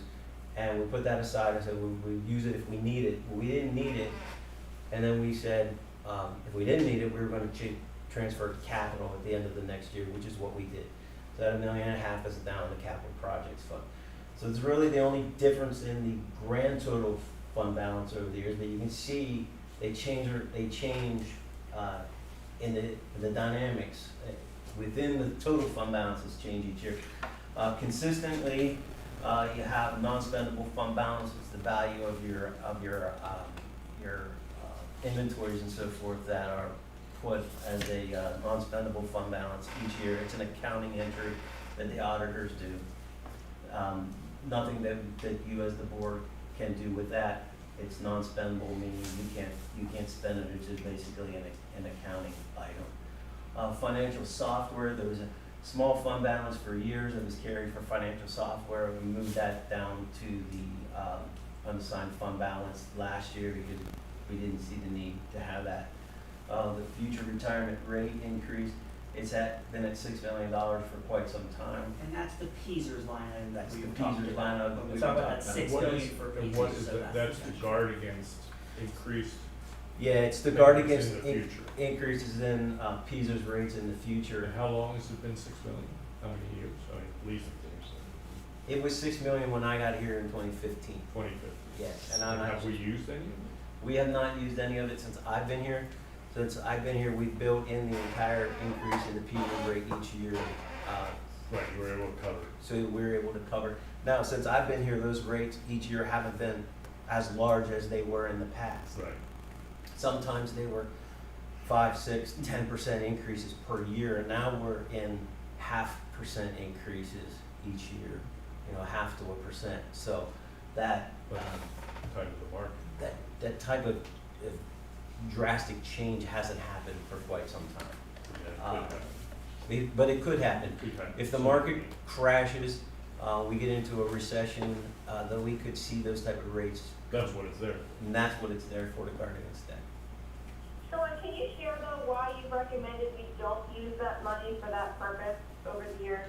So since I've been here, we've always been able to work in the actual increase in the rate into each year's budget. Because of March.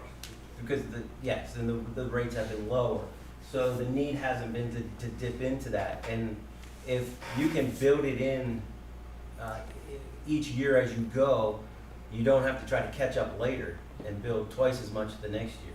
So we've been able to build those increases in each year and not have to dip into that. Right, I think you said it had to do with you wouldn't want to use that money for a recurring expense because then you have to plug double each following year. So that was, I think, the main That's true. purpose of why we weren't doing it that way, right? Yeah, that's what Correct. Yeah. Yeah, okay. It's a large number, but I have no idea, if we project that it maybe it's gonna go up in the future, how long is that gonna last? Is that gonna cover, or do we need 3 million or do we need 6 million? I guess. So we currently spend about $40 million a year in Peaser's costs. He's 40, okay, so there's, $40 million a year in Peaser's costs. Yeah, it's, so if we need to make them a different, I mean, I guess the question is, we can afford the 40 now, but what's it gonna be in 3 years if the market tanks? Are we gonna need 6, or are we gonna need 2, or are we gonna need 10? That's a projection I would love to see. Got some dice. Well, no, That's we the have to dice. predict, we That's- have to predict worst case. that's and the if we're gonna crystal, cover that's the it. crystal ball. That's the crystal ball, yep. I understand that, but we have a lot of history in it now too. So we can look at the future. And we have the chart, we know where they're projecting it to go. Yeah, We- you've seen that chart and so forth. So basically that, so the unassigned fund balance is basically your, the district savings account. It varies a little bit each year, depending on those other numbers. So the other thing I wanted to point out to you is general fund balance. This is the second line is the actual general fund budget. And what the law says is that a district of our size can't have a unassigned fund balance greater than 8%. So we're limited at 8%. And what I'm trying to show you is what 8% of our general fund budget is. So we can have 8% of the general fund budget amount. So this year, our general fund budget amount is going to be $149.5 million, which you know that. So 8% of that number of unassigned fund balance will be $11,960,000. So we're about 6.5% at $9.9 million, where we could actually be at about $11.9 million. So you could actually have $2 million more of unassigned fund balance and still be legal under state code, under the school And our code. unassigned is 9. Our unassigned here is 9.9, and we can actually have $11.9 million. And that number is, you're allowed to grow that number with your budget. But really, they allow you to do that because as your budget grows, your ability to react to problems or things in your budget will become higher, you need more money to do that. So they do allow you to grow. Now, what we've been doing, since I've been here, is every dollar that we have extra at the end of the fiscal year, total revenues over total expenditures, has went into the capital projects fund. It hasn't been to increase this amount. So what I'm just trying to show you is our philosophy has been put into capital projects, we use it for those things. Whereas the other philosophy could be you take some of that money and you increase your fund balance to keep it at where the state allows you to have it. So you can argue that we have too much fund balance, but I go to argue with you that you don't have enough fund balance. Why don't you use the number 16 million instead of 9? To stay between 5 and 8%. What, wait, hold on. So Hang why on a don't second, you Mr. Wars use was asking a question, we'll get right back to using you. 9 million as the unassigned, Okay. but you have 6 million in the increase for Peters, right? Yeah, it's But committed. that's assigned to that? It's assigned to that. Can you assign that also to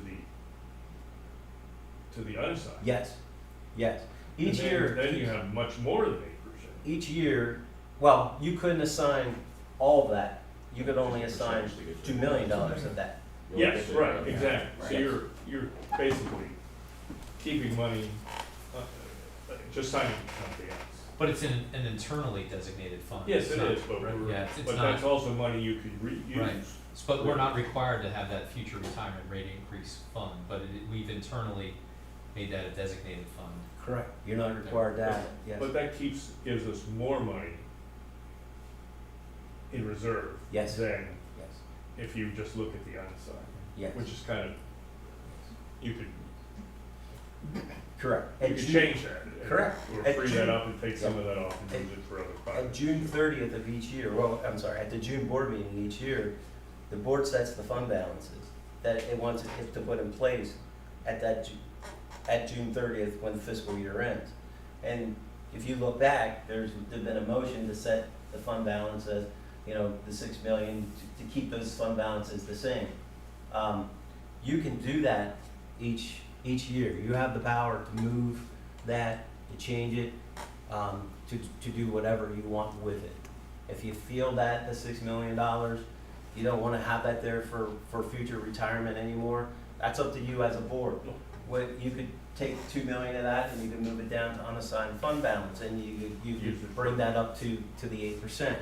You could decide you wanted to put that in a fund for, I don't know, paying for school lunches. You can commit it for anything or assign it to anything.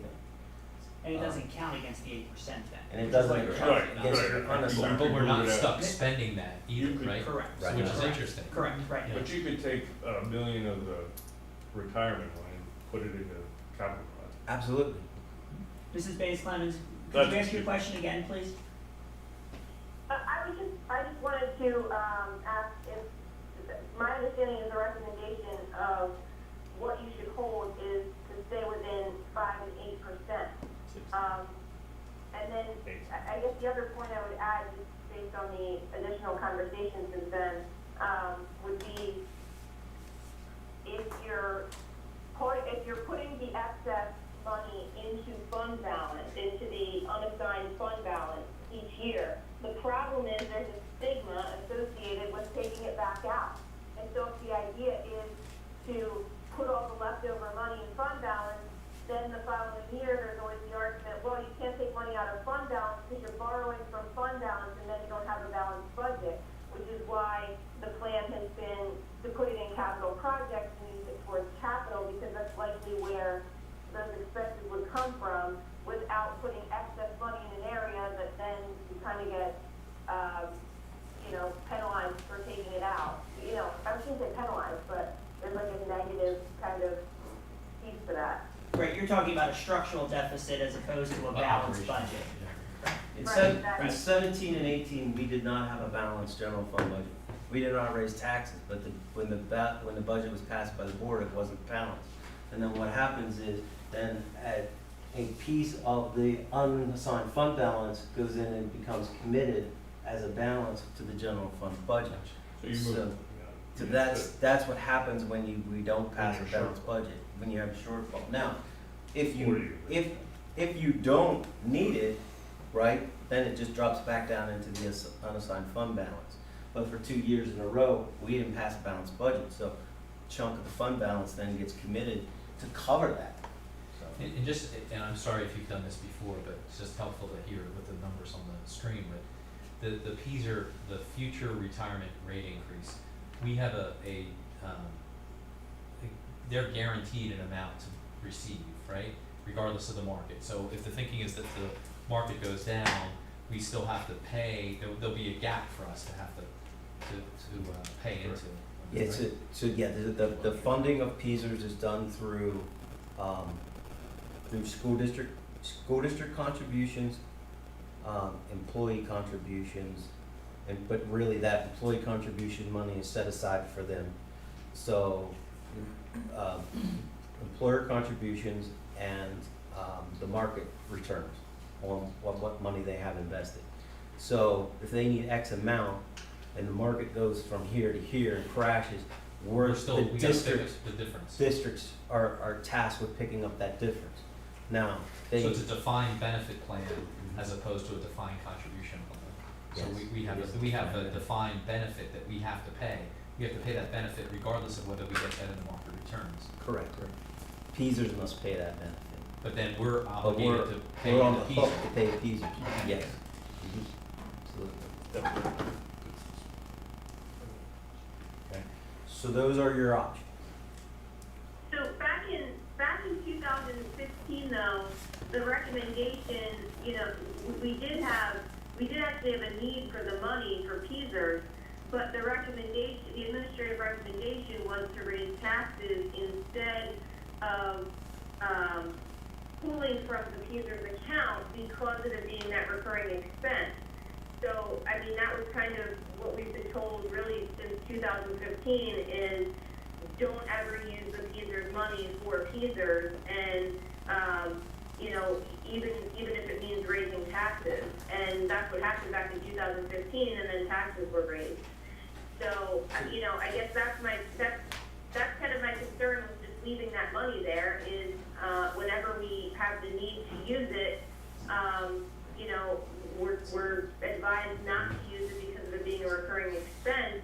And really, the administrative recommendation since 2015 has been to use it for a one-time expense rather than a recurring expense and to find somewhere to dedicate that money to. So that has really been the plan this entire time, but there hasn't been that one-time expense that it's been dedicated to.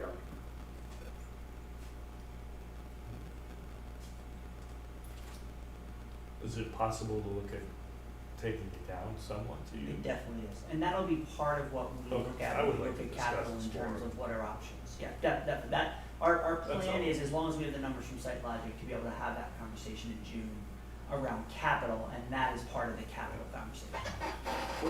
One other question is different, with the site logic and all that stuff looking out, what kind of, how much have you built in as far as increased amount of spending that was still in this balanced budget?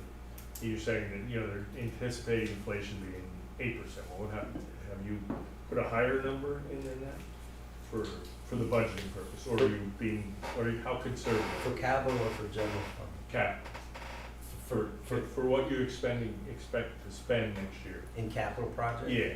We are redoing our multi-year cash flow for capital projects with the numbers that you saw tonight Okay. and that Melissa's gonna give And us. that's in there? It will be in there. Oh, it's not in there now, or?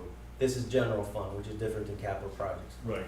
But yeah, we need to update our cash flow with those Still numbers, yes. Yeah, strong for this thing. Yeah, Just so, to make sure we're not underestimating yes, we're trying to do that. And if I know Mr. Delbert, we will use the high end of the ranges in our documents, for that very reason. There's been, there's another reason why, I will always recommend to you as your business administrator that you fund current expenditures.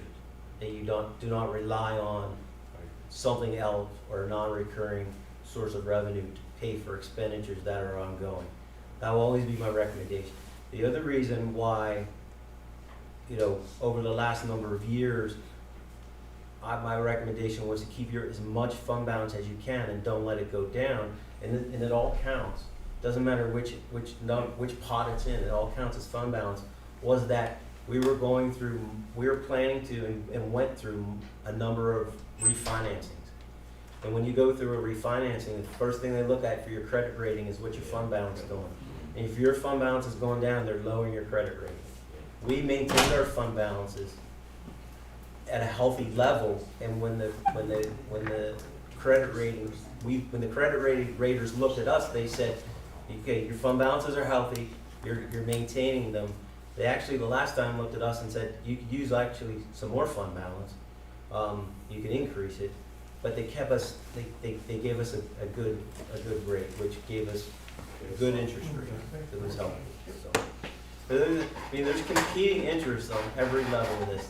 There's competing interest to take the money and use it for something. There's the interest of making sure that you have enough reserves in case something happens.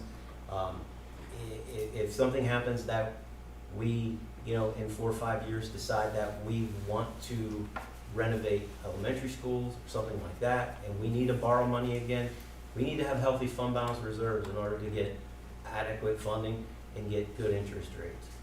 So, Well, I guess my point is, we have 2 years until we're out of the debt. We're gonna free up a lot of capital. Drops it. But we wanna do a lot of things capital-wise, we wanna do a lot of things for the schools.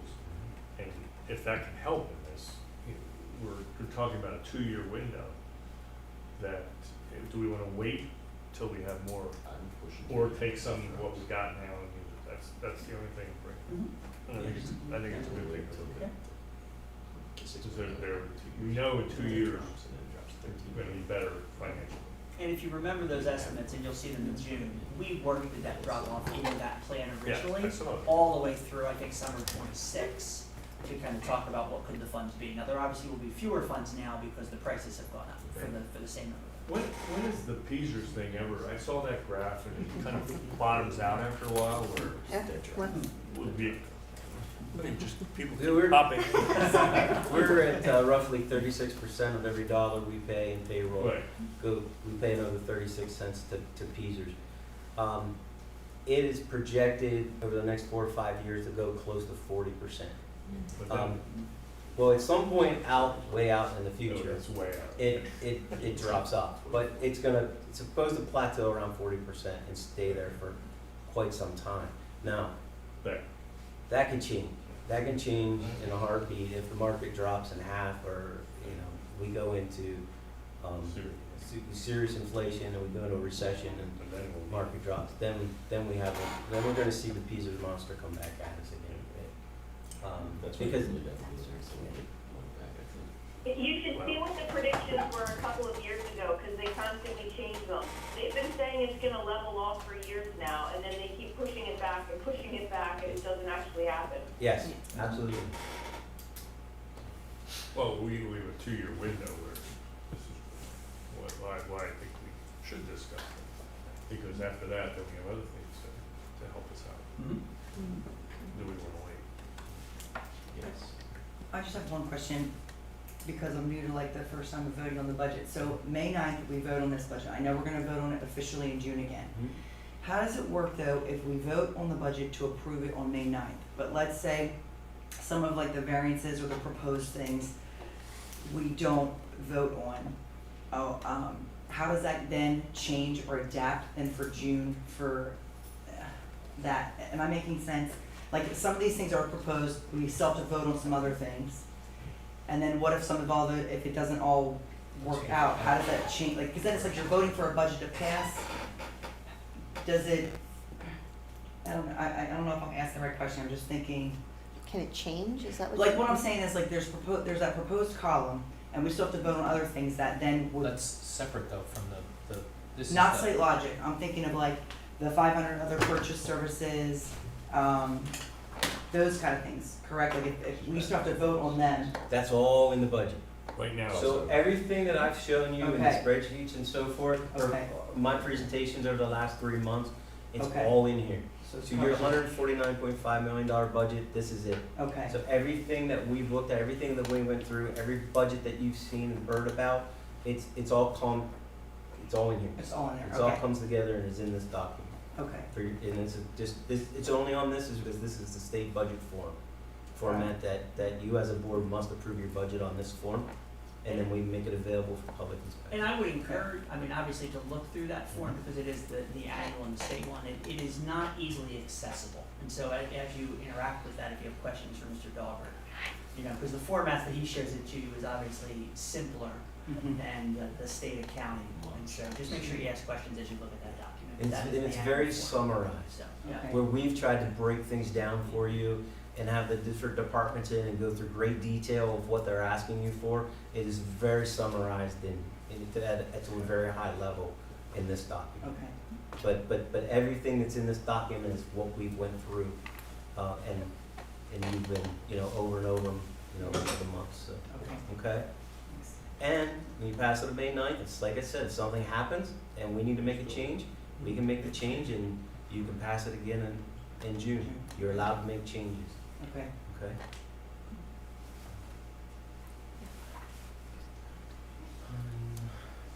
That's where we're at. Thank you. Thank you, Sean. And, Very good. and Mr. Durbert, we do, I mean, obviously, a huge thanks to you as well as to the board. We sometimes take for granted the balanced budget in terms of saying another year, and so we even sometimes will crack jokes. But it is not an easy task to do that year in and year out. And that's a testimony to you and all the budget drivers and the people who handle that, as well as the boards that have, continued to fund and made wise decisions from that standpoint.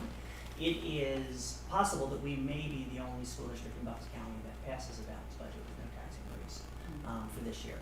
There's a chance of one other that is still in conversations, but most, if you read, and I follow all those news reports in terms of those conversations, and so there are lots of districts that are not having the same conversations we're having in terms of being able to prioritize capital fund plans as opposed to having to worry about, it's a 4% or 3.5%. So I know that here that has become the norm, and so sometimes I think it's like, well, of course it is a balanced budget.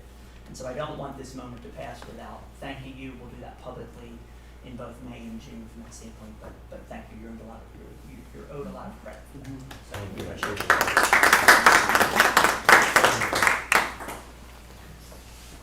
You missed it, Mrs. Cohen. We have a balanced budget. Yeah, a balanced budget. With no tax increase. I was like waiting to hear what the, is it a boy or girl? It's a balanced budget. Let's see, what else? Next finance meeting, scheduled for June 7th, 2022. That should be all. If no public comment, I guess that's it. Mr. Alexander, if you'd let us know. Thanks.